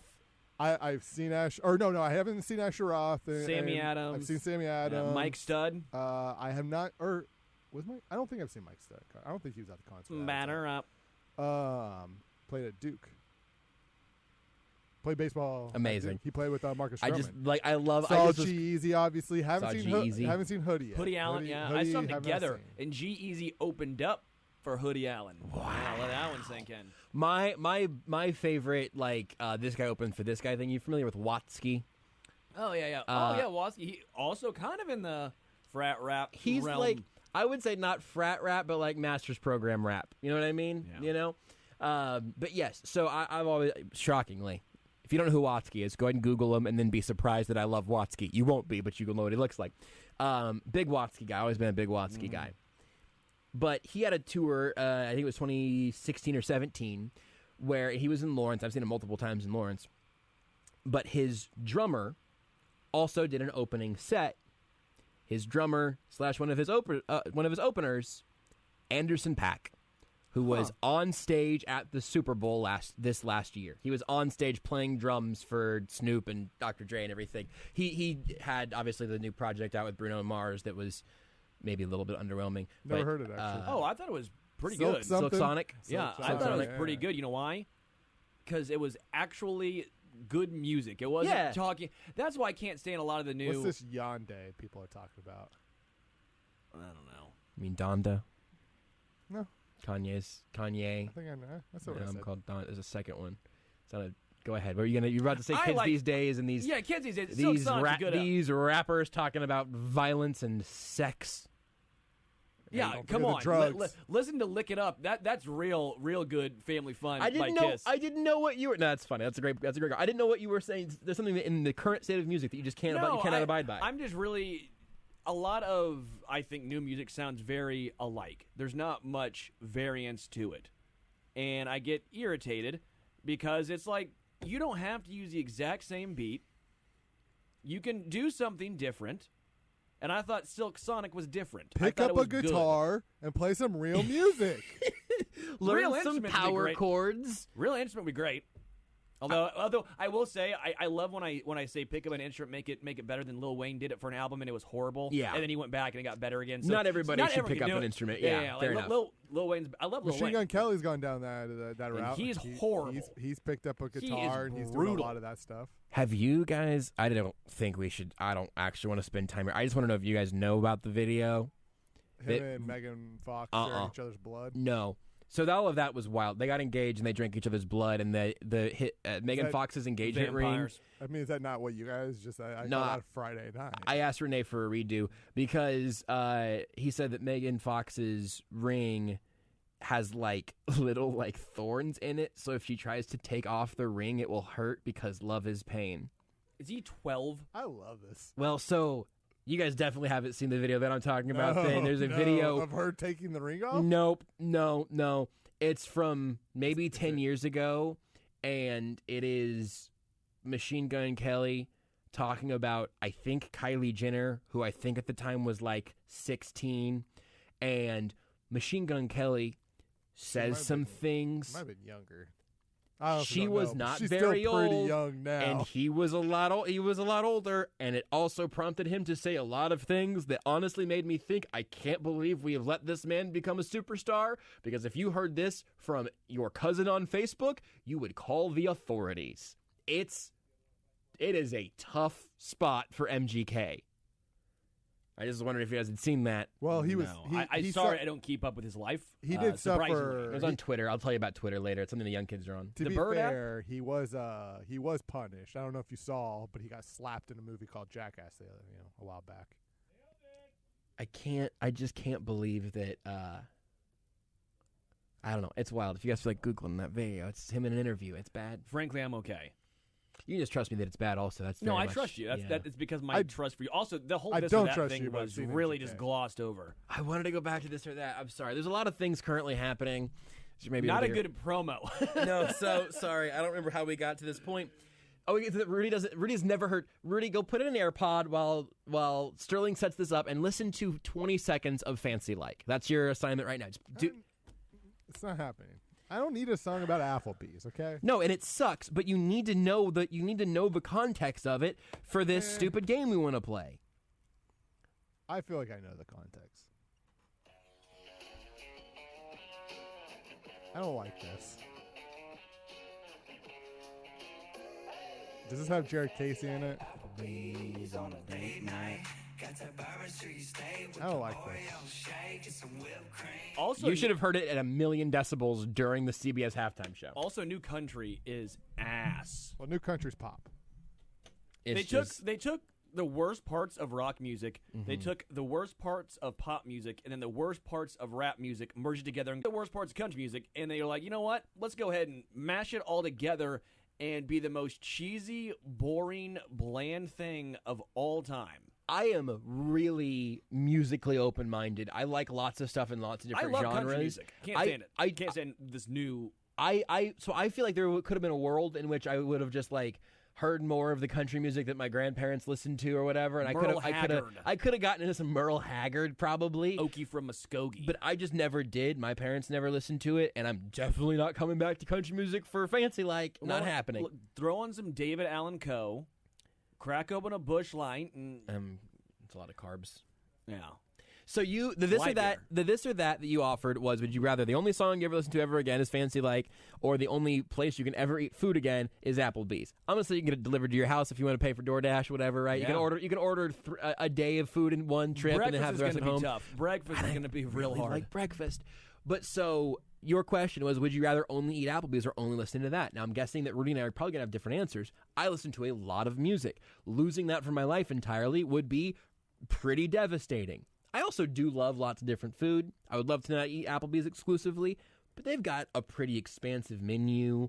I feel like I would lose my mind trying to make myself like fan. You would basically have told me you can either never listen to music again because I'm not going to try to. Yeah. I'm not going to try to get into Fancy Like, and at least I could still have a variety of food. I just know that my ceiling is capped at Applebee's. On a practical level, it's probably debilitating because it would be expensive and hard to always be at an Applebee's. Somebody wants to meet for dinner. You go, yeah, sure. You want Applebee's? No, I'd rather go anywhere else. It's going to have to be Applebee's for me. Remember, that Applebee's After Dark, though, I think was a thing. That's a great point. The bees. That's a great point. Now we're back. Rudy, you're just taking Fancy Like, though, because you're only cutting out like 2 albums of music of your life or whatever. I mean, if you're replacing essentially like when you just listen to audio, you have to and listen. Podcasts, like right, like well, if it's and podcasts, I am just assuming that at least for me to make it fair, because again, I don't listen to music, so the easy thing was like, okay, I'll just listen to that song forever, and I'll just never listen to it. Right. But to make it like fair for me, that would replace podcasts. I'd have no problem. Like I've mentioned this. I enjoy trying new things. I have no problem eating the exact same thing every single day for the rest of my life. Like I did that literally for like from like 13 to like 18, or honestly probably from like 11 to 18. I just ate chicken nuggets. Like that's all I ate. I could do Applebee's. Like if you told me I just had to eat Applebee's for every meal or listen to that song, I'll just eat Applebee's. He even gives you options too. You can get the bourbon steak with the Oreo shake. Yeah, Applebee's is not my go-to place or by any means, but like the food is totally fine. I'll be fine. As I said on the home stretch, I'll sit in Applebee's and listen to music on my earbuds. You know, that'll be at least I have that. What happens? You listen to Fancy Like in an Applebee's. Is it Inception? Is it? Well, now you become the restaurant owner manager of all Applebee's. I'm stealing this out from Twitter, and then I'm going to twist it, and this is going to be our segment. We're going to have to talk to absolutely no sports. You can only eat food from one restaurant for the rest of your life. I'm going to say, don't worry about the practicalities of the generally the price. Let's say it all costs basically the same, and that you can have it magically appear at your house or whatever, because it's a miserable existence to have to drive to any restaurant 24/7. You snap your finger. Yes, it pops up. But it has to all be from one restaurant chain, whatever. And also, if you could only have foods from one of these categories, breakfasts, lunches, or dinners for the rest of your life, what would it be? I feel like I know Stu's answer, or at least the answer that I want it to be. And it's also an answer that just causes him a lot of pain. What are your thoughts? I want to get. Hold on, Rudy. We're going to count to 3. We're both going to guess Sterling's answer. Okay. I don't know your line of thought, but I have my guess. It's something that I know he eats a lot because he's told me this. Oh, my guess is going to be funny for me. I think still too. 1, 2, 3. Chipotle. Golden Corral. You guys have the least amount of faith in me. And here's the thing: it's hard. You eat Chipotle 3 times a week. I love Chipotle, but if I'm only eating one thing, I ain't waking up. Not a lot of variety there. Not a lot of variety. You know what? Honestly, you know how everyone always makes fun of the extremely large menus. Cheesecake Factory. Cheesecake Factory. Actually, this is when they win a lot of these because you can also have cheesesteak, and then you give. Yeah, you're gonna have cheesesteak for lunch and cheesecake for dinner. Cheesecake. I've only been there once. It was a few years ago. It was like the first time I'd ever been. And I honestly was so overwhelmed. Yeah. Because there's ads I in there picked up the menu, and I was just like, what is this thing? I just ended up just getting the chicken on the front page because it was just like what I know, right? It was just the most basic thing because it was just what I know, because it's like, this is one of Beards' books. Yeah. Like, Capital Grille's a good call. This is one of those 1,200-page novels where I've also got to watch like 5 YouTube videos to understand all the lore. Ruth Chris Steakhouse, Capital Grill. If cost is not an issue, then I'm going to go and get myself a nice medium rare steak with potatoes, and I will be golden. So I had Capital Grill for the first time in LA, Radio Row Week. Bleep was unbelievable. Yeah. I don't know if that would. I don't know if A little surf and turf would go down smooth at 10 a.m. or not. I think I get used to it. Seems like a brunch. It's so good. If you have a mimosa, all of a sudden now you're fancy like. Boy, so do you consider just going, hey, I'm just going to eat like a king in this game? Or do you go variety of Cheesecake Factory? I have it. No. Okay. Okay, I have it. It came to me. Okay. I'm ready. You have the answer. I have the answer. Is it Cracker Denny's? Barrel. Cracker Barrel has. I can't believe Rudy talked over your big reveal. Yeah, what's new? I can't believe it. I didn't even hear what you said. To be the fair, first time. I said what I said before him, then realized my mic was off, so that killed the timing. So I did say it before he said it. What did you say, Rudy? Denny's. I go on, Sterling. Cracker Barrel. Tell me about Cracker Barrel. Why this is your pick? Blueberry pancakes. Mm-hmm. Biscuits and gravy. Biscuits and gravy. You know what I want for lunch? Chicken fried chicken. You know what for dinner? Chicken fried steak. I can put gravy on all 3 of my meals, and I will be happy. And I think if you wanted to, I think you could get a salad at Cracker Barrel. You can get a salad. You can get a turkey club you sandwich. You can get a nice rainbow trout, I believe, if you want some fish, if you want to switch it up a little bit on you. They have probably burgers. I don't know. I'm not going to go there. Probably have burgers. Probably have some like baby back ribs. Probably not very good, but if you really need some barbecue sauce, they're going to have it at Cracker Barrel. And they have great size and cornbread. Love cornbread. They got honey. They got sweet tea. I don't hate this answer. It would be a lot. I would feel like you would feel bad 100% of the time. I would become a very sturdy fella. Yes. You would immediately become a nose tackle. Yeah, I would and take up space. You would take up some space, and you would feel like your insides were made of sludge. So, Rudy, what is happy?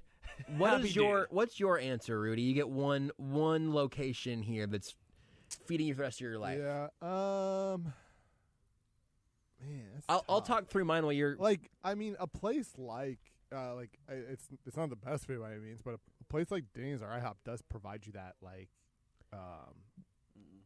breakfast variety. Food and variety. Yeah. But Cracker Barrel does it on the next level. I agree with Sterling on that. I think I've only been to Cracker Barrel once, so I just don't have honestly, I don't know if I've ever had Cracker Barrel. Actually, I don't have a memory of. What's the word before barrel? Cracker Barrel. Okay, I thought you said we're saying Crackle Barrel, and I just was really excited to invent this new restaurant called Crackle Barrel. I assume I've had it. Yeah. I assume I've had it at some point. I just don't have a memory of eating there, so I can't say breakfast food so much whether or not how good it is or not. I've never heard bad things about it. Have you ever heard anyone say, "Man, I regret eating at Cracker Barrel"? Yes, several times. Actually, really? No, sure, 100%. Why? Because you feel like you ate wet cement. I can also get an audiobook while I'm there. Yeah, that's also a great point. You play checkers on the porch. I can play and be in my rocking chair. Wait, didn't we do the fast casual bracket several years ago down here? This was when I was just starting. I don't know if good old CB was in the bracket. It was. I think Cracker Barrel, I'm having some vivid memories. I think Cracker Barrel and Red Lobster might have even been our finalists. Red Lobster's Applebee's and Chili's made it deeper than I expected it to. Wow, that was a long time ago. We're old. We are ancient, and only made worse by the fact that you picked your one restaurant to be a place that has the lawn equipment hanging from the ceiling over your head. That's sitting in a rocking chair eating some biscuits and gravy with your gums because your dentures came out. Delicious, delicious biscuits and gravy. What's wrong with that? I would be afraid to lose Mexican food. That's my biggest fear. Is if I have to live without Mexican food, I'm gonna have a bad time. But I think it's nice that we know that for you, Sterling. We need to take a break desperately here. So if Rudy and I come up with any genius ideas about where we would eat, we can make the listeners stay through the break. But if they want to hear more of you, they can do that on ESPN Kansas City, 1510 AM, 94.5 FM, The Homestretch from 3 to 4 every single weekday, plus Arrowhead Addict, the Arrowhead Addict podcast on Twitter at HomestretchKC. You've stopped tweeting out your mug pictures, but we got a good thread of those that people can go enjoy. What book have you been reading? Coronado by Dennis Lehan. I just finished a book by Eric Larson, The Splendid and the Vile, regarding Winston Churchill. This book by Dennis Lehan, he wrote Mystic River, wrote Shutter Island. It's a book of short stories as well as he actually wrote a play. And so the last half of the book is written in the play that he wrote. Thumbs up, thumbs down? Very good. I love Dennis Lehan. I think he's a phenomenal writer. What about the Winston Churchill book? We talked about that last week. That was top tier. Really. Two thumbs up? Eric Larson is one of my favorite authors of all time. 3 thumbs up. Give it 3. Out of 7. Oh, I don't know. It's at least an 11. Sterling Holmes of the Homestretch grad. Rudy, what are you going to say? How did it end? Yeah, what's Winston Churchill doing now? I'd assume smoking a cigar because that's all he was doing in the book. Well, I'm going to have to deliver some really heartbreaking news to Sterling here in the break. Take the show with you wherever you go. Listen live on the Sports Radio 810 mobile app and 810WHB.com. It's time to start thinking about spring cleaning, and I already know that thanks to my new E-Tech Custom Coatings garage floor, it's going to be easier to clean, and I'll use my garage more this year than any time before. And it looks great. Give E-Tech Custom Coatings a call today for a free estimate. That's ETEKCustomCoatings.com. For a limited time only, call E-Tech and tell them Nate sent you. You'll get 10% off your E-Tech floor. 913-745-3732. Locally owned and operated. E-Tech Custom Coatings. Kansas City, you're on the clock. Jason Anderson here from MainStreetPreowned.com. If you've been looking for a quality used car, truck, or SUV, I've got the answer. MainStreetPreowned.com. All makes, all models, over 500 used vehicles to choose from, all with dealer cash rebates up to $2,000. MainStreetPreowned.com. Their inventory is constantly changing every 15 days, so it all has to go and is constantly being restocked with more. MainStreetPreowned.com. That's MainStreetPreowned.com.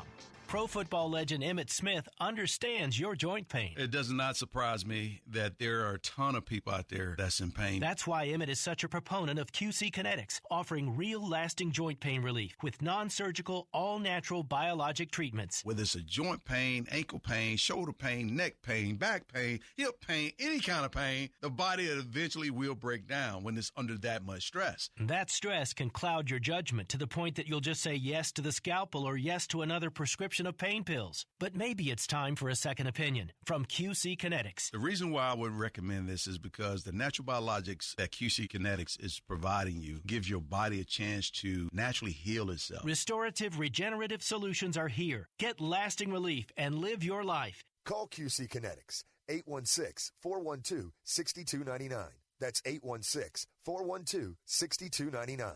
QC Kinetics, 816-412-6299.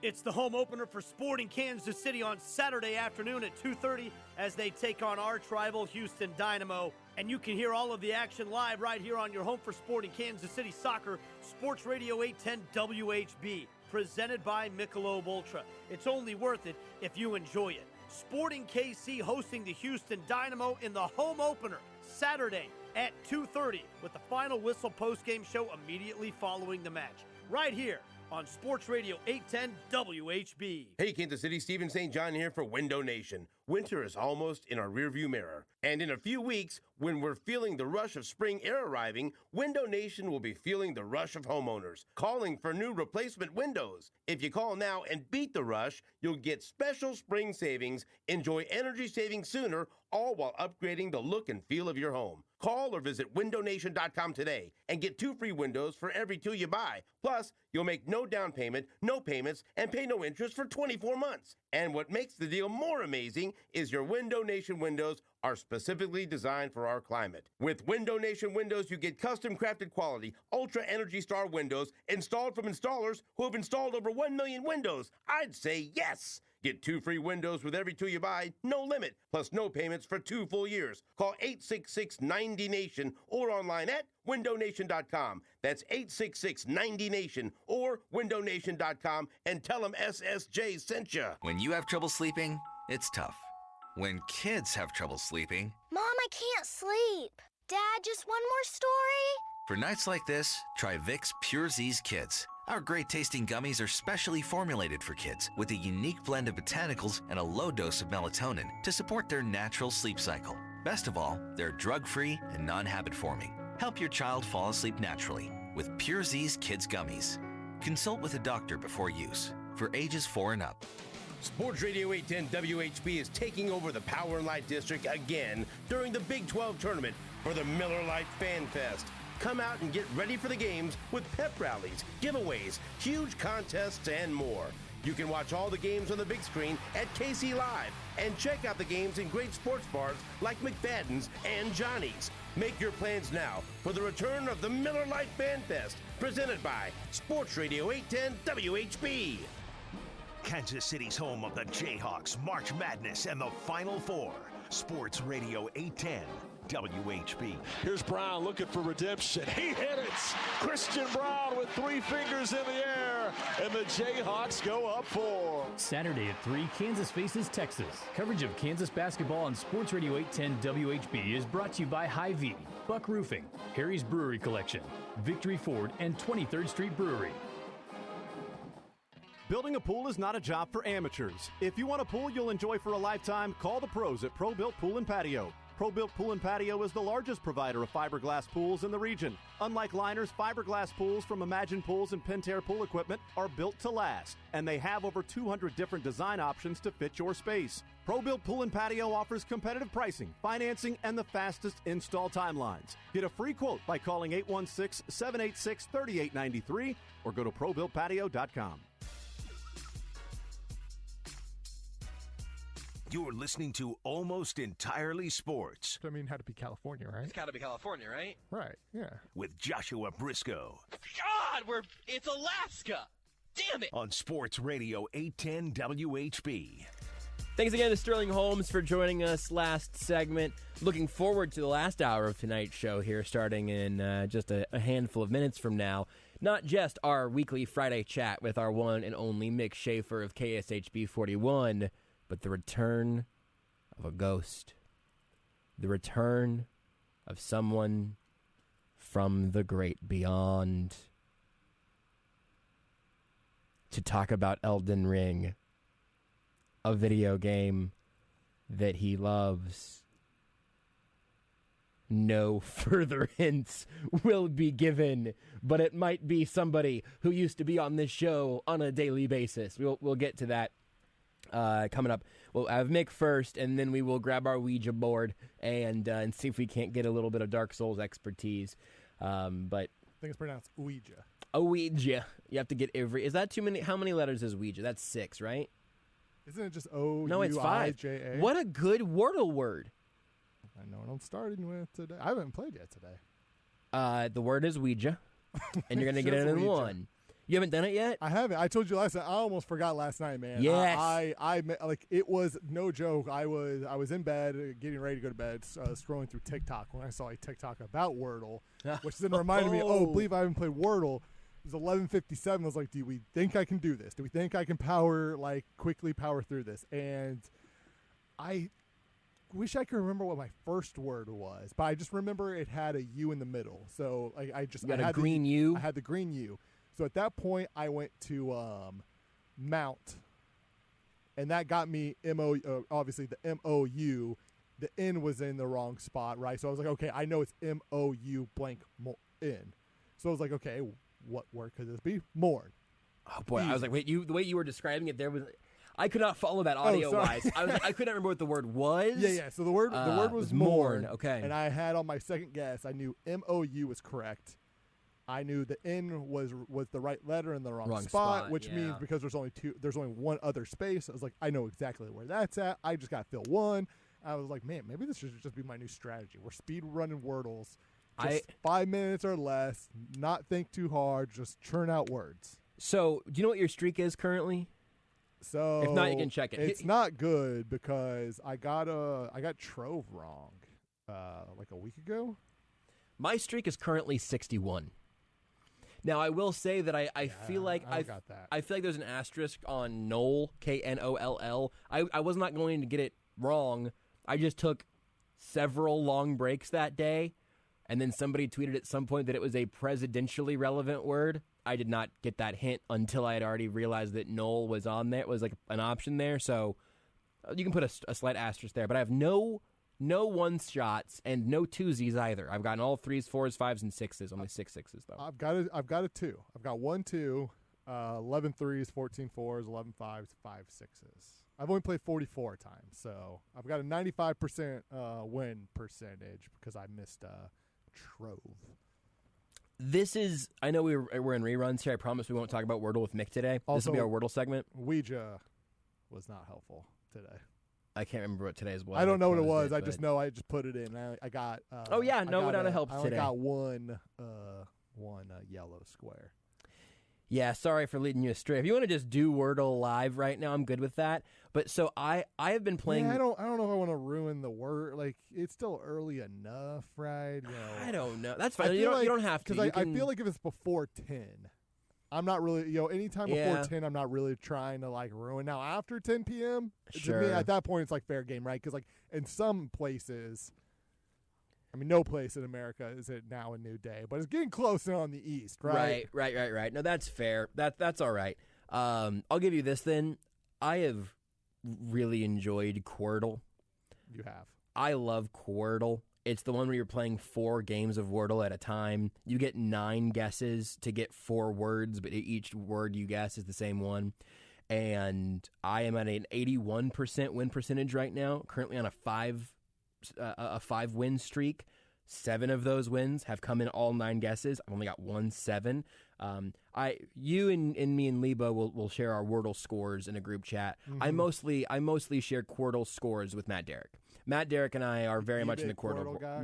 I got him in on the Quordle grind, and he's been excellent. You will share your Quordle scores with us. I did enjoy it the one time I did it. I think it's largely it's not something I want to do on my phone. Like I don't know why there's. I feel like I need to have it on a desktop, and I'm just a laptop, and I'm just not like always. Whatever works for you, man. I don't know. I really like Quordle very much. Quordle's a real winner for me. So there's your. Did you try Podal?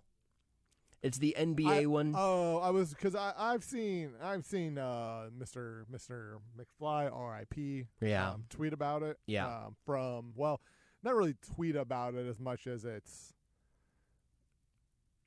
I mean, like a transmission from the beyond. Yeah, for sure. And he seems to enjoy it. I have not messed with it yet, though. I tried it one time, and it was too hard.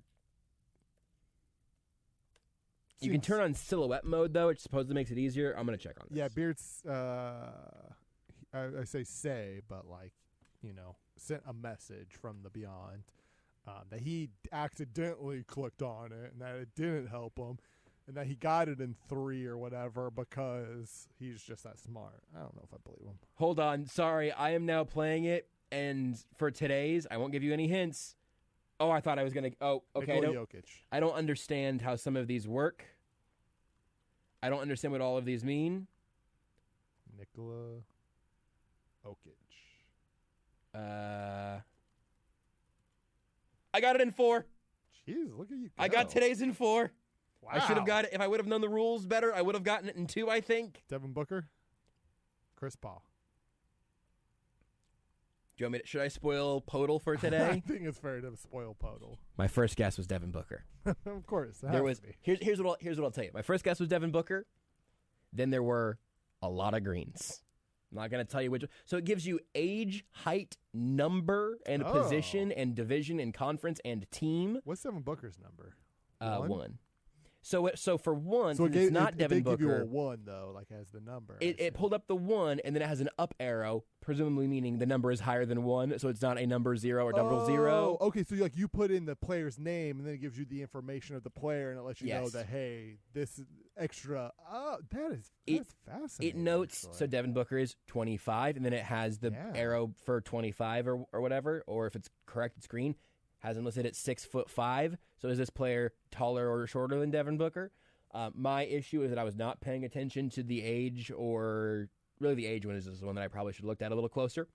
But then you put in a next guess and go, okay, this person's height is higher or lower than the actual person's height, and I got it in 4. I like that the extra. I really wasted my third guess. My third guess was very stupid. What they give to you though on top of it though, just the fact that hey, it's this player is this player's older, right? Mm-hmm. So it's not Ja Morant, right? Or anything right. Like if that. you put Ja Morant and it says age under, don't put Chris Paul next, basically. But if you're the point guard, do you have an age? 36. That was close. He's more or less an ageless wonder. That's what I would say. You know who else I would call an ageless wonder? Nikola Jokic, of course. I was going to say Mick Shaffer of KSHB 41. Our ageless wonder will join us next. You're listening to Almost Entirely Sports with Joshua Brisco on Sports Radio 810 WHB. Hello, Missouri. Switching to Geico is a good idea, especially when you consider everything. First off, Geico makes it easy to switch, and you can contact your local agent for personalized assistance. But having a trusted insurer in your life could make you feel so secure that you'll want to do something dangerous like run through a cactus patch, and that never ends well. Well, if you switch to Geico, you could save hundreds on car insurance, and you could keep saving by bundling your motorcycle, boat, and RV, plus your home or renter's insurance. But saving money might make you want to giggle gleefully, and when your mouth's open, a stray acorn could fall in there. It happens a lot, actually. Well, they do have an industry-leading mobile app you can use to pay your bill, file and manage a claim, or add a new driver. And they offer discounts to military and federal employees. And that might make you so happy that you start whistling all the time. Who likes whistling? Name one person. Well, Geico is the second largest car insurer in the country and has been saving people money for 85 years. It's hard to beat that. But you're right. Switch to Geico. It's obviously a good idea. If you're suffering every day with joint pain, stop and listen. You can get real lasting relief now with natural biologic treatments at QC Kinetics. This is Stephen St. John. QC Kinetics is the nation's leader in regenerative solutions that can restore and repair damaged tissue with no surgery and no drugs. This is the relief you've been hoping for your aching hips, knees, shoulders, lower back. The unique protocols at QC Kinetics were created by a physician with years of study in regenerative restorative medicine. They're treating patients every day in hundreds of clinics nationwide with remarkable success. It's the new, better, smarter, non-surgical, non-invasive way to deal with joint pain. Make this spring and summer your best ever with no joint pain holding you back. QC Kinetics, off 435 in State Line and in Gladstone. 816-412-6299. That's 816-412-6299. QC Kinetics. Your exclusive home of Championship Week. Sports Radio 810 WHB. Sports Radio 810 WHB is bringing you a full week of college basketball action. We'll have exclusive live play-by-play of the Big 12 tournament in Kansas City, plus the SEC, the Big 10, ACC, Pac-12, and Missouri Valley Championships. And it all leads up to Selection Sunday, March Madness, and the Final Four. All right here on Sports Radio 810 WHB. Choice of a lawyer is an important decision and should not be based solely upon advertisements. I'm attorney Mike DePasquale. After a car wreck, the last thing you want to do is trust the insurance company. These insurance companies try to rip off good people every single day. My law firm won't let you get ripped off.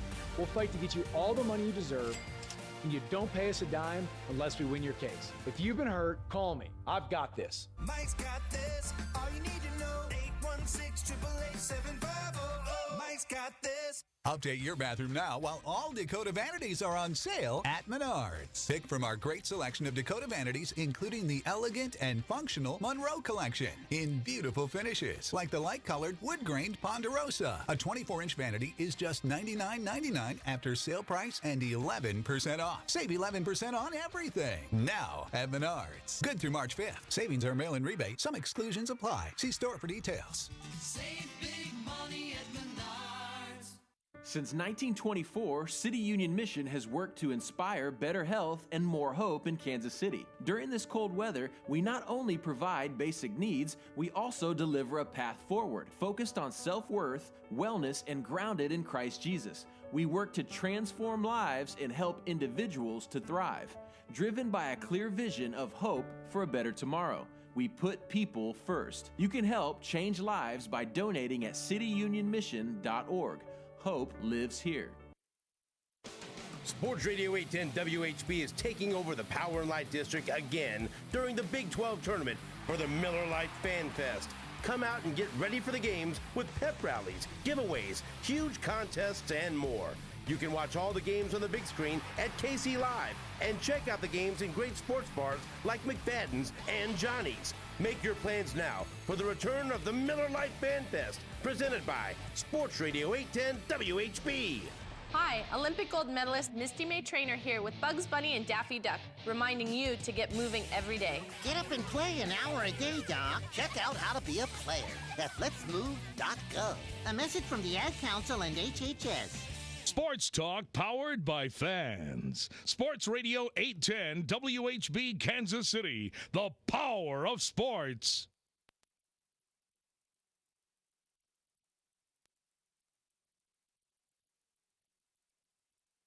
This is Sports. I'm Kevin Winter. Breaking news tonight. The Minnesota Timberwolves and the Oklahoma City Thunder. Minnesota's beating the Timberwolves so bad the Thunder get to play with 7. 2 ball boys who are in the middle of sweeping the floor, and there go the Timberwolves in the other direction. Yep. Someone find Rex Chapman. Find out if it's a block or a charge. Twitter got the video. It's all over the place. Minnesota's winning like 119 to 80.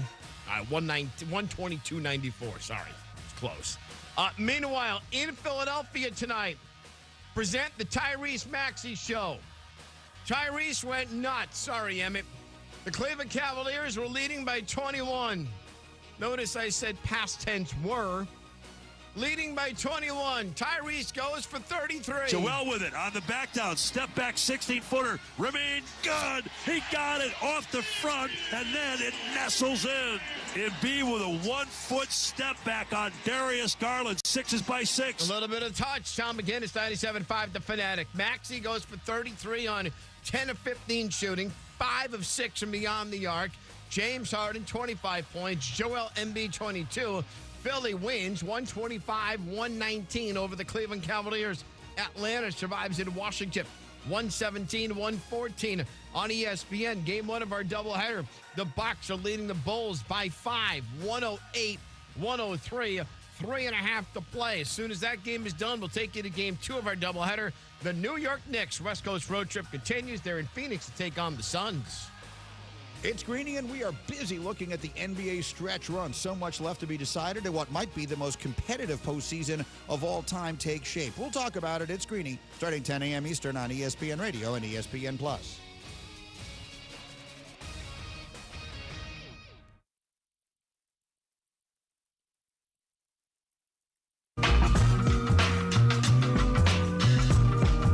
This is Almost Entirely Sports with Joshua Brisco. I touch my face a lot. I am all over my face. Yep. I am fondling my face on a minute-by-minute basis, and I can't stop. On Sports Radio 810 WHB. Closing out the last hour of the week with Mick Shaffer, KSHB 41, with us here on Almost Entirely Sports. On the phone again, but look, some Mick is better than no Mick. I think we can all agree on that. Some people might argue that phone Mick is better than real life Mick. I don't know if you've gotten that one before. I mean, I'm better the farther away I get from you. Like Twitter, everybody loves me. Yeah. And then they meet me in person, and they're like, this guy is like, blah, meh. The district threw me in the ocean. You tried to throw somebody into the bay. I did. I think the mystique of Mick Shaffer, the Mick-steak, if you will, I think that's part of the brand. That is part of it. I don't overextend myself. I don't want to make too many appearances. I don't want to be reveal too much about my haunted past. I don't want to meet too many people. What would be your dark childhood secret that you think could actually maybe propel your international fame? I don't know, but this is the show to talk about it on. Waste an hour on it. And nobody will actually learn about it. No one will actually find it. Honestly, I hesitate on this because you will lap this up, and I'll probably it'll take a lot for me to get you off this subject. But my little high school, Rudy explained to him sometimes what a high school is. Okay, my little high school decided to start putting up all the old game film, VHS tapes, actual film of football and basketball games from like 2000s, 90s, 80s, 70s, even back in the 60s and 50s. Digitize it and put it up on a YouTube channel, as well as graduation, senior assemblies, plays. And so they're putting more and more on it each week. And my friends and I, my brother, have all discovered this, and that's all we've been doing the past week is going back and watching all old high school game footage. Wow, that seems incredible. Yeah, so I mean, look, I don't think that we have to talk about this in particular for 30 straight minutes, as much as I would love to. But I mean, is this have you tweeted out any of your own clips yet? Have you made this available to anyone else yet? Is this a secret? Unlike everybody else online, I'm not all about me. Hey, look at me, look at me. This is what I'm doing this afternoon. Here's the food I'm about to eat. Look what cool thing I'm about to do that's not really cool. Me, me, me. No, I don't do that. Okay? Right. It's established. I'm trying to kind of put a stranglehold on the information I put out there to build a mystique. Right. So no, and I don't think I'm about to do that either. No, and it is something I've always admired about you, that you don't just put everything out there all the time. So you can see Mick Shaffer on TV pretty much every day on KSHB 41. Right. I mean, like, you want people to see and hear you based off the line of work you're in, right? Like, we all do a little bit, I think, right? Yeah, there's probably a little bit, but I'm a very small percentage, right? We all have egos, right? Yeah. Some bigger than others. Right. Some take themselves more seriously than others. Yeah. Some think they're a bigger deal than others. I've got some of that. Otherwise, I wouldn't be in TV. I'm sure that was one of the big reasons why I went into it. It was like, oh, it'd be cool to be on TV. Mm-hmm. People recognize me. Yeah, I know you. You're the guy from the TV. I'm sure that was part of it. But trust me, it is no longer part of it. Have you ever gotten anything good from somebody recognizing you? Like, I've occasionally, and this is really a great testament to the power of Sunday Sound Off, I've got a couple funny stories of people recognizing me from Sound Off. I have one story of me being at a restaurant one Sunday night while I was on Sound Off on a screen not very far away. But I don't know that anyone's ever, like, walked up to me and, like, handed me something because they recognized me from TV. But you're on TV much, much, much more than that. Have you gotten any cool perks? Any like fan art or anything? No, I haven't got any fan art. The only like fan mail I receive is like written out, longhand, cursive, by people that are from my parents' generation. Yeah. And you know what? Conrad McGorkin has done some pretty cool photoshops of me. Yes. So I appreciate that. I'm sure I've had a few drinks and maybe a couple meals paid for, but that's it. Okay, so save me time, Mick. We're gonna look up old highlights. Just what's your best game? Just save me time. I don't want to go through all the games. Just what game should I watch? And we want to highlight your highlights, right? I'm not here to highlight your lowlights. What's your best effort? Well, so right now there's just football games of my era up, and so no basketball. So you'd have to find football, and so it depends. Do you want from a really good team that played 11-man football when we were juniors, or really average, the averagest of the okayest of all 8-man football teams when I was a senior, what we played? If you want to watch just 16 dudes out there on a small field running around.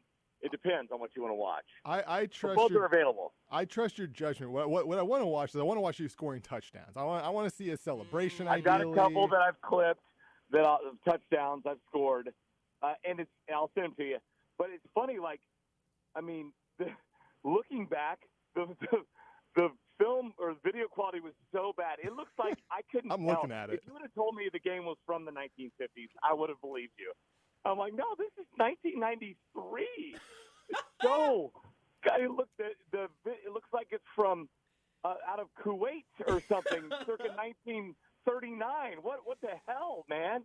So it's. I mean, the videotape doesn't age well, but I mean, standard def was not good for anybody whatsoever. I am looking at the 1985-1986 Stillwell Indians boys basketball team, and if these aren't just the finest athletes I've ever seen, I don't know what is. Hold on. Is that Shaq? No, sorry. No, it wasn't. It was not. No one there looked like Shaq.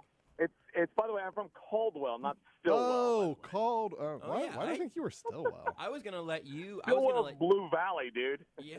They don't play 8-man football. Oh, you know what? That's where our boss man's from. Yes. That's where they're Caldwell. So okay. There's a whole page of it, and yeah. Too many. If you wanted to find one early, you could find Caldwell Garden Plain football, 1993. I scored the first touchdown of the game. It's our first touchdown of the year. Wow. That year, my junior year, and that's early on in the game film. I believe, if I remember right, the game film isn't as bad as some of the others. So there you go. Okay, well, that'll be the remainder of not just this segment, but show. I was a tight end in an offense that threw about 3% of the time. Yeah. So there's a lot of blocking. I know your struggles, Mick. I was also a tight end in an offense that would, weirdly enough, we ran a spread formation for wide receivers. I was technically a tight end that was lined up like a receiver, and we threw the ball like 8 times. And that was a big deal for us. I think my senior year I had 20 catches, and that was like the second most all time. 27 was the record, which is crazy. What I've noticed from going back, and I haven't seen myself play football in a generation, I don't know, probably 26 years, I guess. What I noticed is I ended up on the ground like every play. I found a way to go on the ground. Blocking, tackling, not tackling, tackling or not tackling, running routes. I just found I was on the ground a lot. It was just, this was my biggest takeaway. You're like the opposite of Breland Speaks. You were always on the ground and weren't overdrafted ultimately. I'm gonna see if I can pull myself away from this because there are like 2 general sports things I'm curious to hear from you on. And one is that we're not getting baseball. We're never getting baseball again. Baseball doesn't care if you watch them. We're just talking about we're talking about baseball. And I don't know if you have baseball romanticism left in you. I don't know if it's been beaten out of most of us. But like, what did you even feel whenever we found out for sure that they were going to cancel games? I didn't I feel like Twitter and social media is already kind of like emotionally overblown to begin with, right? Whenever somebody sees something and they'll post it, oh my gosh, I cannot stop crying over this. I'm like, I bet you can. And I bet you haven't started, honestly. Yeah. I bet you're not really crying. Yeah. I bet you're just wanting to show the world how sensitive you are. And so I'm already skeptical of all that. And so, yeah, you're right. Like, everybody's acted like their whole childhood has been erased, right, by 2 series being canceled. And it's the end of innocence, and I'm never coming back again. Truth is, you are. And baseball, I think, knows that. I don't think they're worried about, we're going to lose the fans. I mean, that's always the thing for baseball, right? When guys are doping up, we're going to lose the fans. No, we're expanding the playoffs. We're going to lose the fans. No, they come back, or at least whatever they need to have billion-dollar franchises, enough of them come back for it. And there's a big enough TV deal and revenue that's made in other areas and all that. It's fine. I don't think they're worried too much about that. I'm old. I don't romanticize much. I like baseball. It provides me entertainment. I'm a little too close to it at times, so I can take it or leave it. Yep. So honestly, if you want to be logical about it, you look back and say, hey, baseball's done a pretty good job over these last 28 years or so of not having a work stoppage, because they had them like every couple of years in the 70s and 80s. And so I'll be this guy. Good job, baseball. Well done to take this long to craft a bed. Not that. I remember the last 28 years of labor, not like harmony, but you got along well enough to where we didn't have this. And so, good job. I'm applauding baseball because I'm taking in the whole scope here. That's me. I knew you'd have a creative look at it. I knew there'd be space in there for which you would have something that had not yet been said on airwaves before, which is good job, baseball. That has not been said. No. I can hear it here in the media. Yeah, that is registered trademark, Mick Shaffer. I think the last time those words were ever mentioned might have been around the wartime, World War II, 1943-ish, 44. Towards the end, they were like, you know what, baseball, you lost all your players to the war, and you're still putting a solid product out here. Good job. Good job, baseball. Yes, when there's actually something important going on in the world, right? And it puts, we're losing baseball games. When it puts that in perspective, then you're like, okay, it's baseball. and it's labor strife. It happens in all areas of work, and the players are complaining a lot, and I get it. The owners lock them out, and they bear the brunt of it. But they have the strongest labor union in the history of the world, right? Probably. I don't wish this, but I can't imagine if I just went and blasted my GM or my GM's boss or the owner of Scripps on Twitter. I would be done for. I wouldn't have a job. Yet these guys can do it. So that's a pretty good, comfortable state they're in. Never mind they're arguing one of the things is over should the minimum salary be $725,000 or just $700,000 minimum salary. That's one of the things they're arguing over. So there's that. So yeah, that's I think they're going to play baseball. I guess 150 or more games, like a week or so before they banged the first couple series. I guess I got to move off that. It'd be hard at this point to get that. But I'll say May 1st, opening day kind of prediction. The two things that you touched on there that I think are interesting, like, I mean, if baseball started on May 1st, how many people actually are into baseball before March Madness? You know, like, we're going to have that's going to eat up this entire month. Well, then after that, you have exactly how much time without baseball. Opening day is people are romantic about, and baseball's back and everything. But that's going to happen whenever opening day is. No one has ever looked around and said, man, I wish baseball had more games to be played. And the other thing is that, kind of to your point, like or maybe the inverse of what you were, seeing from very emotional people on Twitter. I felt basically nothing. Like, I'll take baseball when it's around, but I think that might be a problem for them, that I have no strong feelings about if this sport is starting on time or not. And God knows I can live with a 50 or 60 game season if I need to. Like, that in a lot of ways gets kind of more interesting on some level. Yeah. The less margin for error for the good teams and more chances at just catching lightning in a bottle if you're the Royals or something like that. I hope it's not 50 or 60 games, and I will take it more seriously then, because it's very important for Kansas City, not just our jobs, but I think for Kansas City to be a major league town and have major league sports going on. Oh, yeah. And basically when you have, when you have the Chiefs doing what they're doing and flirting with playing football until almost Valentine's Day every year, right? Which is about when they start spring training.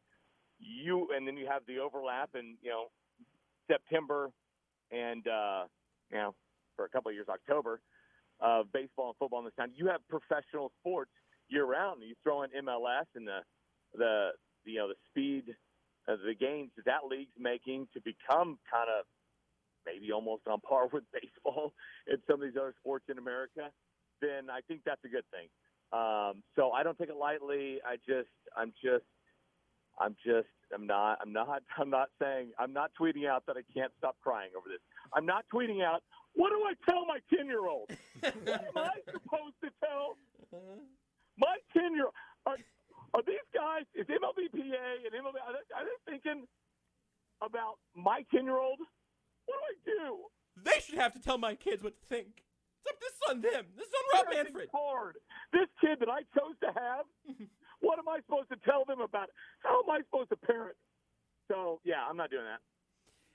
This is a tweet that I do not necessarily completely validate the source from, but it seems like a good tweet, so I'm going to go ahead and give it to you for the sake of my cross-reference here. Sounds legit. It's from Twitter. Fun fact, 15% of the searches we see every day have never been Googled before. Now, that seems crazy to me because I feel like 15%? 15% every day. Now, that seems crazy, but then I go over to my other tab where I Googled Caldwell Garden Plain Football 1993, and that's probably the first time that one's been Googled. Yep. Yeah. I mean, I also Googled it, so. One of us got it first. 7.5 billion people in the world.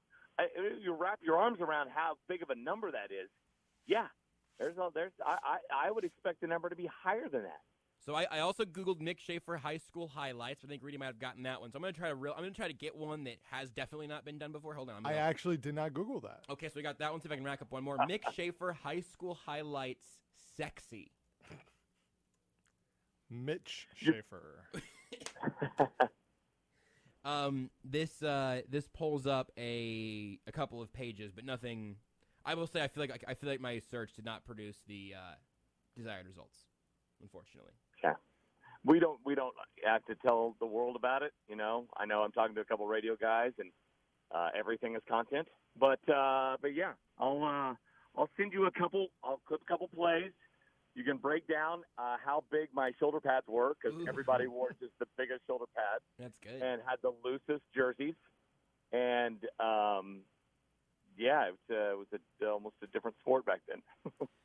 Totally, just a total lane change. But the one other sports thing I thought I might ask you about this, because you were at least tweeting about it. So either you were watching the Gamecast, or maybe you found a way to get ESPN Plus on your television. I'm not sure. But KU TCU round 2 was very interesting. KU was looking pretty good early. It got a little shaky. KU ultimately wins, and I still don't know. There's one regular season game left. We'll be doing Sports Saturday from Allen Fieldhouse tomorrow morning. I still don't know what exactly to make of this basketball team, which might just be true for 95% of college basketball teams. Yeah, you're right. I think here's my assessment. They're a top 10 team. They're also a team that's going to, maybe have to rely on some favorable matchups or maybe some carnage in their bracket in the tournament to make a run to the Final Four. And look, carnage happens all the time in the NCAA tournament. It's not like it would be some fluky thing. Right. But some big boys from some other conferences, maybe their own conference, be eliminated out of the way by someone else to make a run. I think they're capable. But I think this week, TCU week, which was supposed to be hey, spring break week for KU, hey, it's Shark Week, okay? Right. You take it seriously. Yeah. You got horned frogs jumping out of the ocean, taking seals and eating them in midair. Okay, that's what you have. And seals, okay, guys, with the Jayhawks Tuesday night.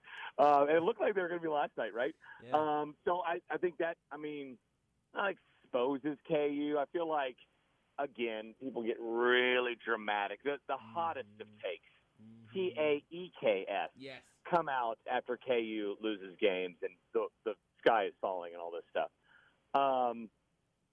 But that they got 3 really good wings. And then the point guard and the big man are an issue. Not that DeJuan Harris and Dave McCormick are awful there in the grand scheme of things at the very top of their game.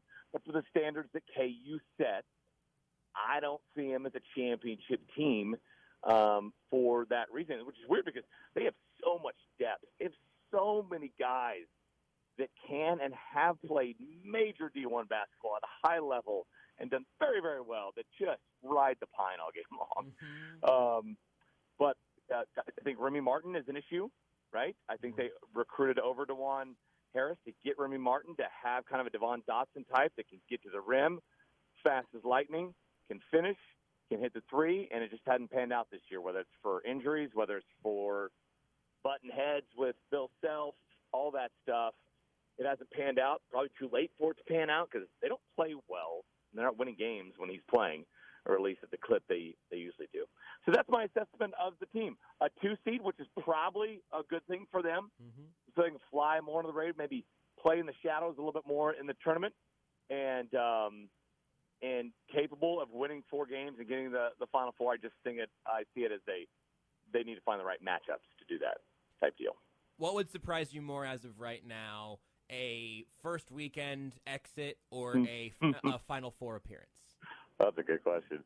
I would say the Final Four appearance would surprise me more, just because over time they have more first weekend exits than Final Four appearances, right? Yeah, that's a real thing, right? The Bill Self second game of the weekend issue. I think that's a legitimate thing. I don't have the numbers in front of me. Yeah, it is. I think it is for a lot of coaches, even really good ones. Look, Duke's got Mercer on their resume and a couple others, and it's harder. I think. Give great coaches 5 days to prepare and good luck, right? But give them a night, and you got a hot shooting team. Yeah, anybody can be knocked off. So I think it's just Self, but it's an issue. But I'm trying to count up in my head what they Final Four in 18 and 12 and 8 under Self, right? Those three. I think that's right. And then they've had, two first-round exits, and at least that many or more second round. So, yeah, they've had more first weekend exits than they have Final Four. So I'll go with that. And throwing in the fact that I don't think this is – I mean, what are we at college? What's Bill been there, about 20 years? It's probably – is it a 17 or 18, I would assume. I don't even know if it's a top 10 team. Maybe right in the middle of the pack team that he's had. His first year was 03, 04. So we're in 02. You got that inclusive year there. So we're next year will be his 20th year. So it weirdly doesn't. So yeah, feel like I'll say been that more long. likely to have a first weekend exit. Yeah, I think that's probably the right call. I think it's interesting. I mean, I even framed it just then as the Bill Self problem. But to your point, I think it's almost like it's the Andy Reid off a bye thing for great coaches with time. It might actually be a compliment to a coach that is able to always win that first matchup of the weekend and then have that issue. So he's got. I mean, he's done way better in the Sweet 16 than he has in the Elite 8. Right. That's for sure. And, I'm trying to think. He's won. I guess he's 2-1 in his Final Four games, and then 1-1 in championship games. So there you go. If you look at the Big 12, and I'll give you the list here so you can build some rankings. You can think this out as you need to. But purely going off of mascot names, best and worst mascot names in the Big 12, maybe your top two, bottom two. I'm going to just go ahead and give I'm going to give this so everyone can play along at home here as well. Rudy, you can give me your top two, bottom two. I'm going to come up with mine. Bears, Jayhawks, Red Raiders, Longhorns, Horned Frogs, Cyclones, Cowboys, Sooners, Wildcats, Mountaineers. That's your order? I just was reading them out loud for everybody. That is the current Big 12 standings, actually. That was the list in front of me. But that's not the standings of the mascots. Correct. That's just me reading them off, just so everybody has a chance to hear them out loud, to think about them. I think I could give a top three, bottom three. I'm not thinking about it too hard. I could too. I mean, sorry, K-State, but Wildcats got to be at the bottom. Yeah, it's very generic. I mean, there's a lot of Wildcats out here. You're Bears also too. the inferior Wildcat. You can direct angry tweets to @NotThatRudy on Twitter. Not my problem. Oh, yeah. So the Kentucky fan got it. Yeah. Mountaineers is really on a line for me where I feel like I like a unique name with that in mind. I think Longhorns is really good. Mountaineers is almost doing a little too much. And I went to a school that was called the Pioneers. So yeah. Look, we're used to it around here, but, I mean, there's no other Jayhawks. I really like Jayhawks. That's my take. It's a good nickname. It's like it's unique. It's a bird, but not real. It harkens to, like, militia, right? Like a war-torn past. So that's a good one. I hate to say it, but, I mean, Sooners kind of along those same lines. It kind of makes sense with the history of that state, and nobody else has it. Cowboys is kind of along those generic lines. Horned Frog's got to be up there, right? That's in my top three, no question. Yeah. No question for me. I don't know my order, but Horned Frogs and Jayhawks are in my top two, and my third one is a little bit more up in the air, but I think I've got my answer. Let me think here. Red Raiders for me is along the lines of like my wife's high school was named. They were the Red Raiders. So miss me, Texas Tech. Feels a little too cute, you know. Either really go for it, but don't just be the color name. You know, that's it's a little basic. Unless you're the Golden Gophers, in which case you've kind of done something interesting there. You have, absolutely. Let me say again.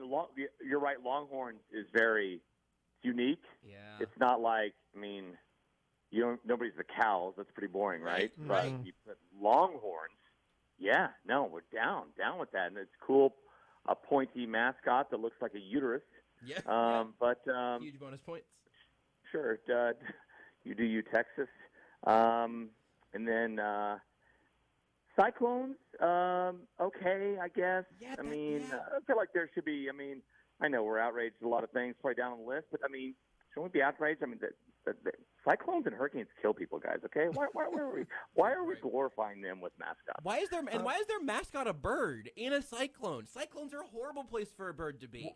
And why does the bird have shoes on? Have you thought about that? Why is the bird The wearing shoed shoes? bird, okay? Now, KU's bird has shoes, of course, but it's because he's clearly walking in the logo. Well, we don't know. Maybe the Jayhawk, which is mythical, cannot fly. We don't know. Poor thing. Wow. Okay, sorry. Hold on. I got to take a second just to pull this all back together. I don't think I've ever seen any imagery of a Jayhawk flying. We've only ever seen it on the ground. A Jayhawk could be a flightless bird. Could be. Ostrich. Seems likely. Emu can't fly, right? Right? No, yeah. Penguins, emus. Penguins can't. No, some of my favorite birds can't fly. Some would say penguins fly underwater. Yeah, that's Who would clearly not say what we're that? talking about, though, Rudy. So Who would say that? I think Come it's 2-1 on that one. So yeah, I would. And look, this is me being honest with you and myself, and putting away personal bias. I would say Sooners and Longhorns may be vying for that third spot. Who's in your third spot? I have the Longhorns. I love what it opens you up to visually with all, you can have a Longhorn in your stadium. You have a totally unique name. If I tell you, hey, my top 3 teams in the Big 12, it's the Jayhawks, Horned Frogs, and Longhorns. If I say my 3 favorite teams in college basketball, you expand it out. Jayhawks, Horned Frogs, and Longhorns. No one's gonna ask me which ones I'm talking about. So for that reason, Wildcats and Bears. And I think Red Raiders are my bottom 3, not necessarily in that order. In fact, maybe in that inverted order. I'm not sure. Now, if we wanted to rank full branding and graphic design, we'll get your brother on. But If you did SEC rankings, which Tigers would you put last? Oh, the Tigers are clearly superior to the Tigers in my eyes. But that, I don't know. Maybe I'm biased. Would you put the LSU Tigers last, or the Auburn or the Missouri? No, I would. So I would have the Tigers at. I think I would have the Tigers at 8 and 10 and 12. I think would be where I would put the Tigers. That makes sense. Yeah, that just feels like that's probably where that should be. Anything else we need to talk about? This is a totally normal amount of time to spend on the radio segment. We can let you go. We can. I don't know if you got anything else from your life that you feel like we need to know about today. How about this? 38th the spot is your spot for Sporting this year. Yes. Plug that. I'm going to be out there tomorrow. Home opener, taking on Houston and the Dynamo. Paulo Nagamura, the head coach now, the Dynamo, former Sporty.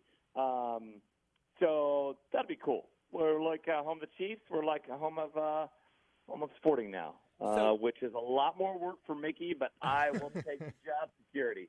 We actually talked about that a little bit earlier this week. I know we had missed sort of the news of it all. I don't remember what our show schedule was, but I was being angry at baseball because it just feels like baseball is determined, even when it is playing, to make its product harder to find than any other sports product in the modern age. And when that release that came out where Sporting is streaming games on their app, streaming games on their website, it is on 38th the spot. You can watch it with an antenna plugged into your television. It was such a breath of fresh air, not only from an innovation standpoint, but also from a sport that wants you to watch them.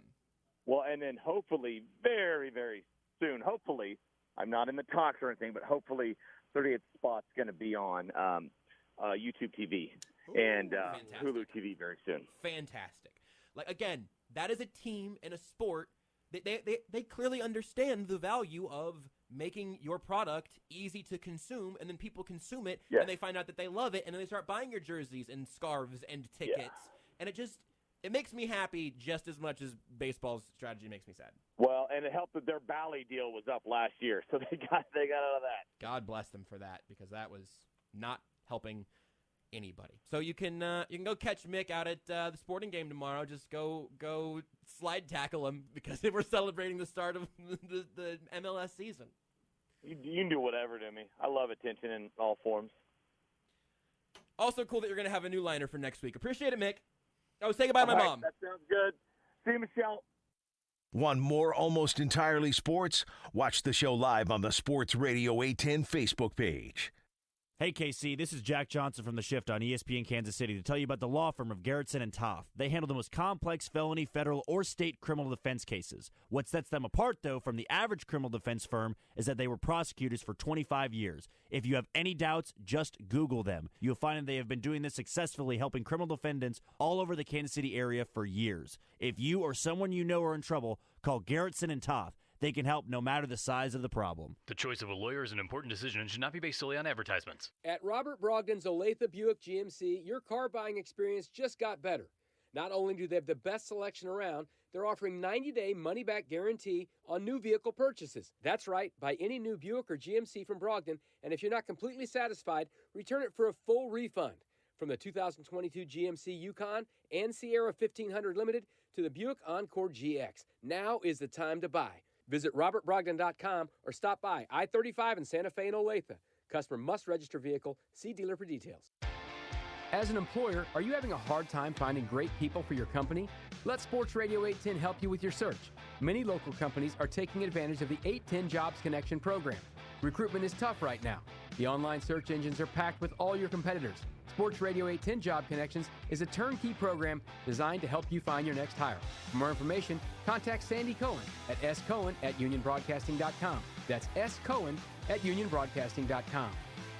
Before the madness, let there be gladness. Join Sharewaves, powered by Sports Radio 810 WHB, for a month-long celebration of the power of sports. We're partnering with Big Brothers and Big Sisters of Kansas City to help kids access high-quality sports experiences. Tune in all week to hear Positive Change, powered by sports, from 12 to 2 on ESPN Kansas City, featuring Tigger Phelps, KU head coach Bill Self, Soren Petro, the Rush Brothers, Christian Brown, Joel Goldberg, Brian Haney, and many more. You can help by texting GLADNESS to 243-725. Joe's Kansas City Barbecue has made their New Year resolution, and it's to serve more barbecue. That means more competition meats by the pound during playoff football and basketball watch parties. That means more curbside pickups when you order on the Joe's Kansas City app. That means shipping more Joe's Kansas City Barbecue anywhere in the nation to your friends and family. And that means more catering meetings and events at the Joe's 180 room in Olathe. Check out all Joe's can do for you in 2022 at www.joeskc.com. For 11 years, Breaking the Norm has presented the best and most uplifting stories in sports, entertainment, and business, and we wouldn't be here without our amazing partners and you, our faithful listeners. Your stories of life change, loving others, and inspiration keep us dedicated to making a difference in the world, one story at a time. Tune in Tuesdays at 4 p.m. on ESPN Kansas City 94.5 FM and Saturday mornings at 7 on Sports Radio 810 WHB for something good, something positive, and something real on Breaking the Norm. Kansas City's home of the Jayhawks, March Madness, and the Final Four. Sports Radio 810 WHB. Here's Brown looking for redemption. He hit it. Christian Brown with 3 fingers in the air, and the Jayhawks go up 4. Saturday at 3, Kansas faces Texas. Coverage of Kansas basketball on Sports Radio 810 WHB is brought to you by Hy-Vee, Buck Roofing, Harry's Brewery Collection, Victory Ford, and 23rd Street Brewery. Sports Radio 810 WHB is taking over the Power and Light District again during the Big 12 tournament for the Miller Lite Fan Fest. Come out and get ready for the games with pep rallies, giveaways, huge contests, and more. You can watch all the games on the big screen at KC Live and check out the games in great sports bars like McFadden's and Johnny's. Make your plans now for the return of the Miller Lite Fan Fest, presented by Sports Radio 810 WHB. Are you looking for a meaningful way to serve your community? Have you ever thought about a job with a faith-based organization? City Union Mission has a number of open positions in a variety of areas. Case managers, food service, counselors, maintenance, and more. Visit cityunionmission.org and see how you can positively impact the lives of homeless men, women, and children in Kansas City. There's nothing quite like being there for others in their time of need. This is Almost Entirely Sports with Joshua Brisco. Give me both of them back to back. Give me your audience and your critic score for Paul Bart Malcott. Audience 100%, critics 99. Beards. This is a masterpiece. Paul Bart Markov 1. Well, how did you phrase it? That's how. All the letters were there. The order was just absolutely unsalvageable. On Sports Radio 810 WHB. I don't like that we're doing this. I don't like it. I gotta be honest, Rudy. I'm not sure how I feel about what's about to happen. They say you don't meddle in the affairs of God. And what we have done here today, in the name of content, is we have gone on a journey to at least purgatory and grabbed by the beard Beards McFly to drag him back out of the fires of hell into a very different type of hell. I watched The Lazarus Effect. I've learned that nothing good comes from this. I don't even think we're going to get good radio out of it, if I'm being honest. I feel like we are in a very dangerous space right now. We are playing with fire. We are playing with God, and even worse... And Lazarus. And we're playing with Beards McFly. Beards is back. Hey, guys! I don't... Thanks for coming back, weird. Beards. You could... Rudy, is it too late to dump that, or... Beards is here. Hi, Beards. Hello. How is hell? I'd say purgatory. How's purgatory this time of year? You know, there's just RC Cola. It's not Pepsi. I'm fine. See, so this is I saw your comment from the Beyond on our video stream last night, and I took a little bit of exception to that, or at least confusion to that, mostly because, have you had Pepsi Zero? No. So I don't know if you noticed, so you left, and then I got diabetes. So I think that was your fault. R.I.P. But you left, and you took my pancreas with you, I guess? I don't know. It was a snack. The parts that worked of it. The good parts of my pancreas. The 10% that worked. And you took it to hell with you. And I'll tell you what, if you do see my pancreas in hell, tell it to bleep off for me. No, most of my pancreas is still doing its job, actually. The rest of my body attacked it, is what I learned from a doctor. What doctors know. But at Radio Row for the Super Bowl, it's all sponsored by Pepsi. And very often they did not even have water. They had two drinks of choice. They had regular Pepsi and Pepsi Zero Sugar. Not even because Pepsi owns Aquafina. Yeah, I was gonna say I know they own a water company. Why not any of that? On Thursday and Friday, I think they stocked up some water bottles in these big vending machines they had. But otherwise, it was almost exclusively Pepsi products. Excellent. But I will say, Pepsi Zero Sugar really did it for me for that whole couple of days. I was not lacking, but I also prefer, as we did on in your exit show, I like Coke Zero, I like Pepsi Zero Sugar, I like Dr. Pepper Zero. I've been really I've become a bit of a sommelier. Man, you've changed since I've left. Of sugar-free of drinks. The zeros. Yeah, I really have. So I don't associate Pepsi as negatively as you do anymore. I've grown since you left. I'm different now. I don't like it. I'm guessing you've changed. Not at all. Probably not. People don't know this, but whenever Beards left the show, Rudy and I did kick him out of the group chat, and we have not spoken to him in the hallways a single time, even as he is presumably theoretically I don't see you running the zone. No, you don't get here until fair.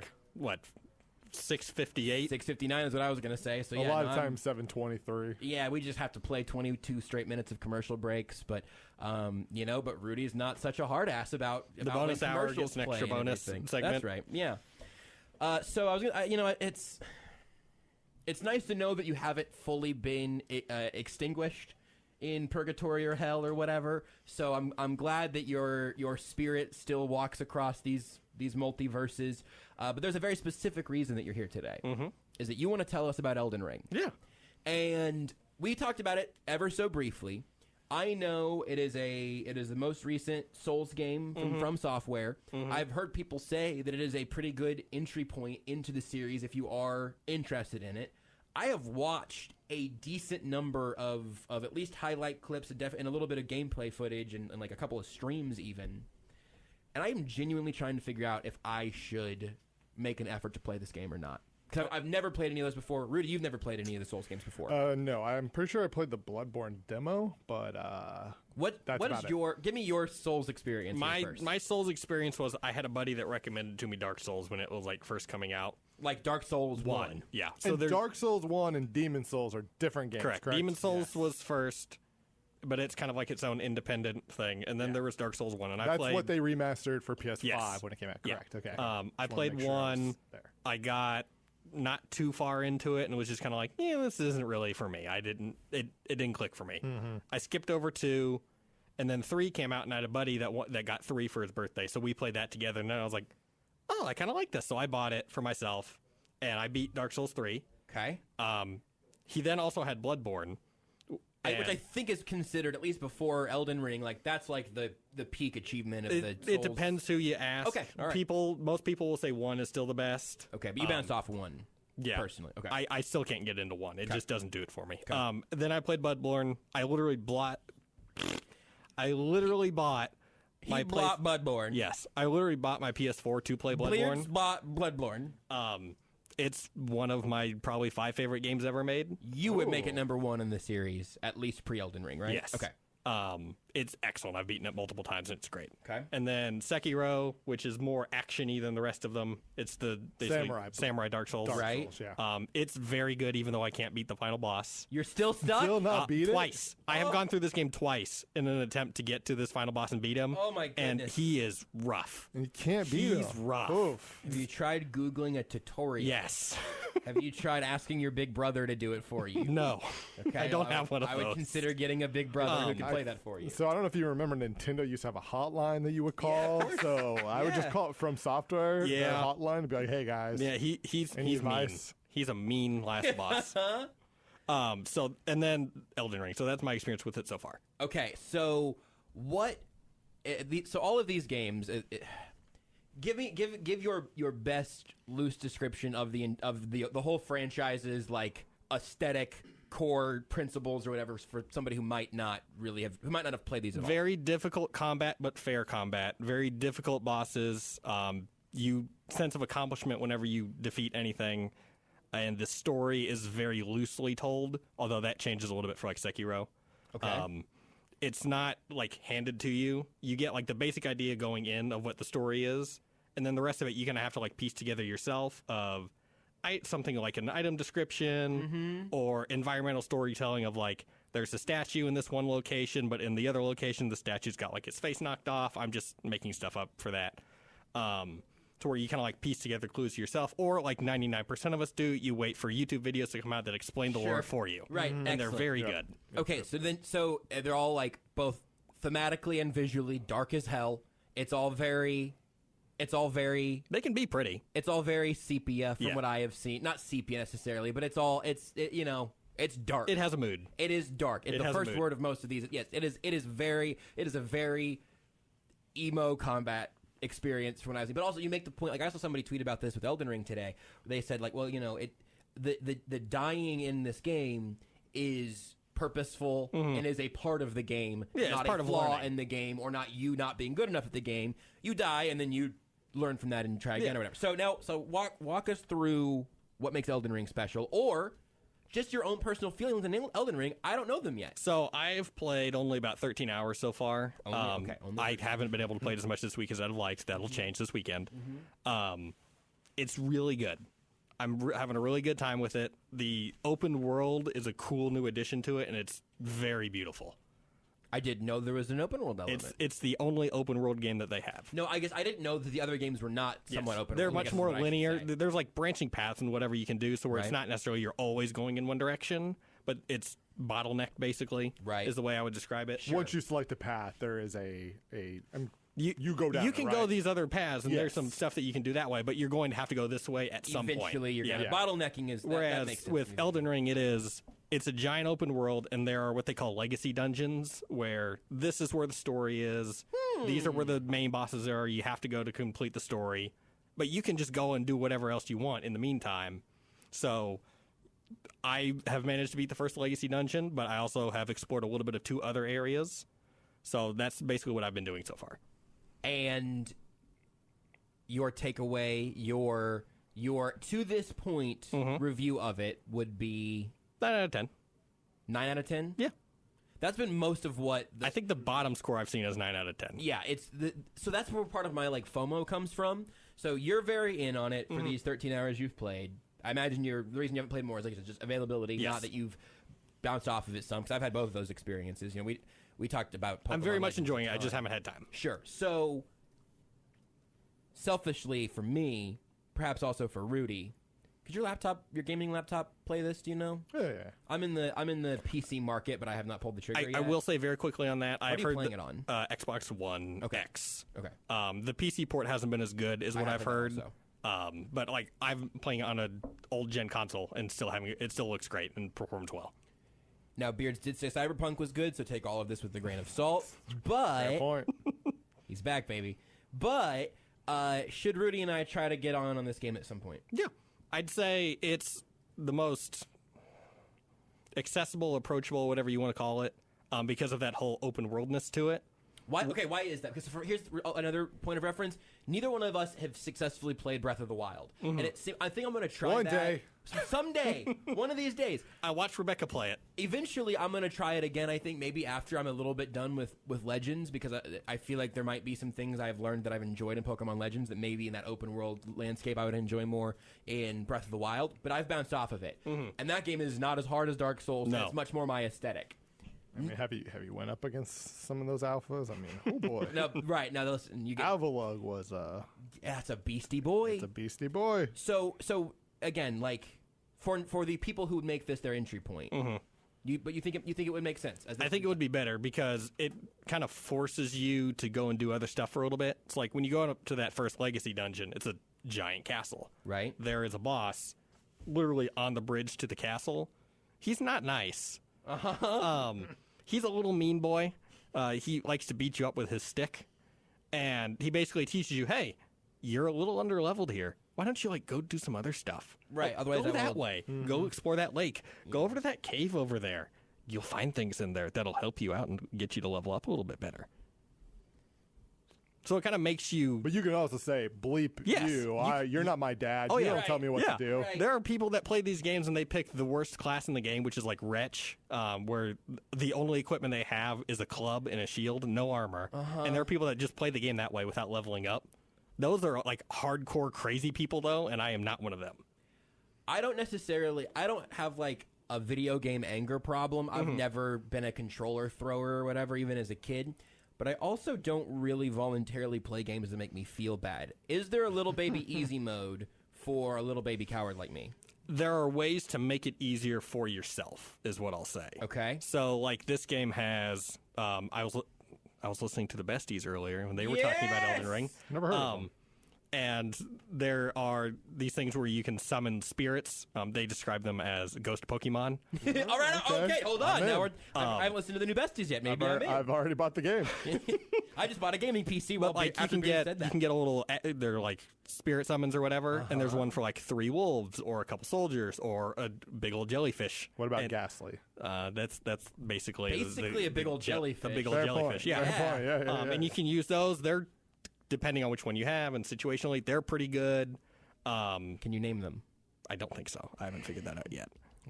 2 out of 10. I've seen magic, like they have an actually good magic system this time, it looks like, and that seems like it's the easy mode kind of, or at least as some of the hardcore fans are describing it, but it looks fun as hell. So, have you had fun playing it in the first 13 hours? Yes, I've having a good time. Fun. Yeah, I've had a good time. But then again, I'm also one of those people that has come to like those games. Right.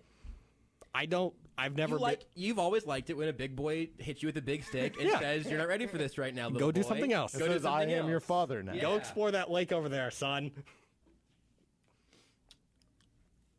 Well, Beards, we're about out of time. It's great to have you back in here for this conversation. Is there anything else we need to know about Elden Ring that we've not covered poorly in the shows you've not been here for? Anything else? Any other messages you would send to somebody who is about to play the game, considering playing the game, has bounced off of the game, et cetera, et cetera, et cetera? Basically, if you see something out in the distance, you should go explore it because there's probably something cool there. Something will probably help you out. It's just fun. It's very pretty to look at.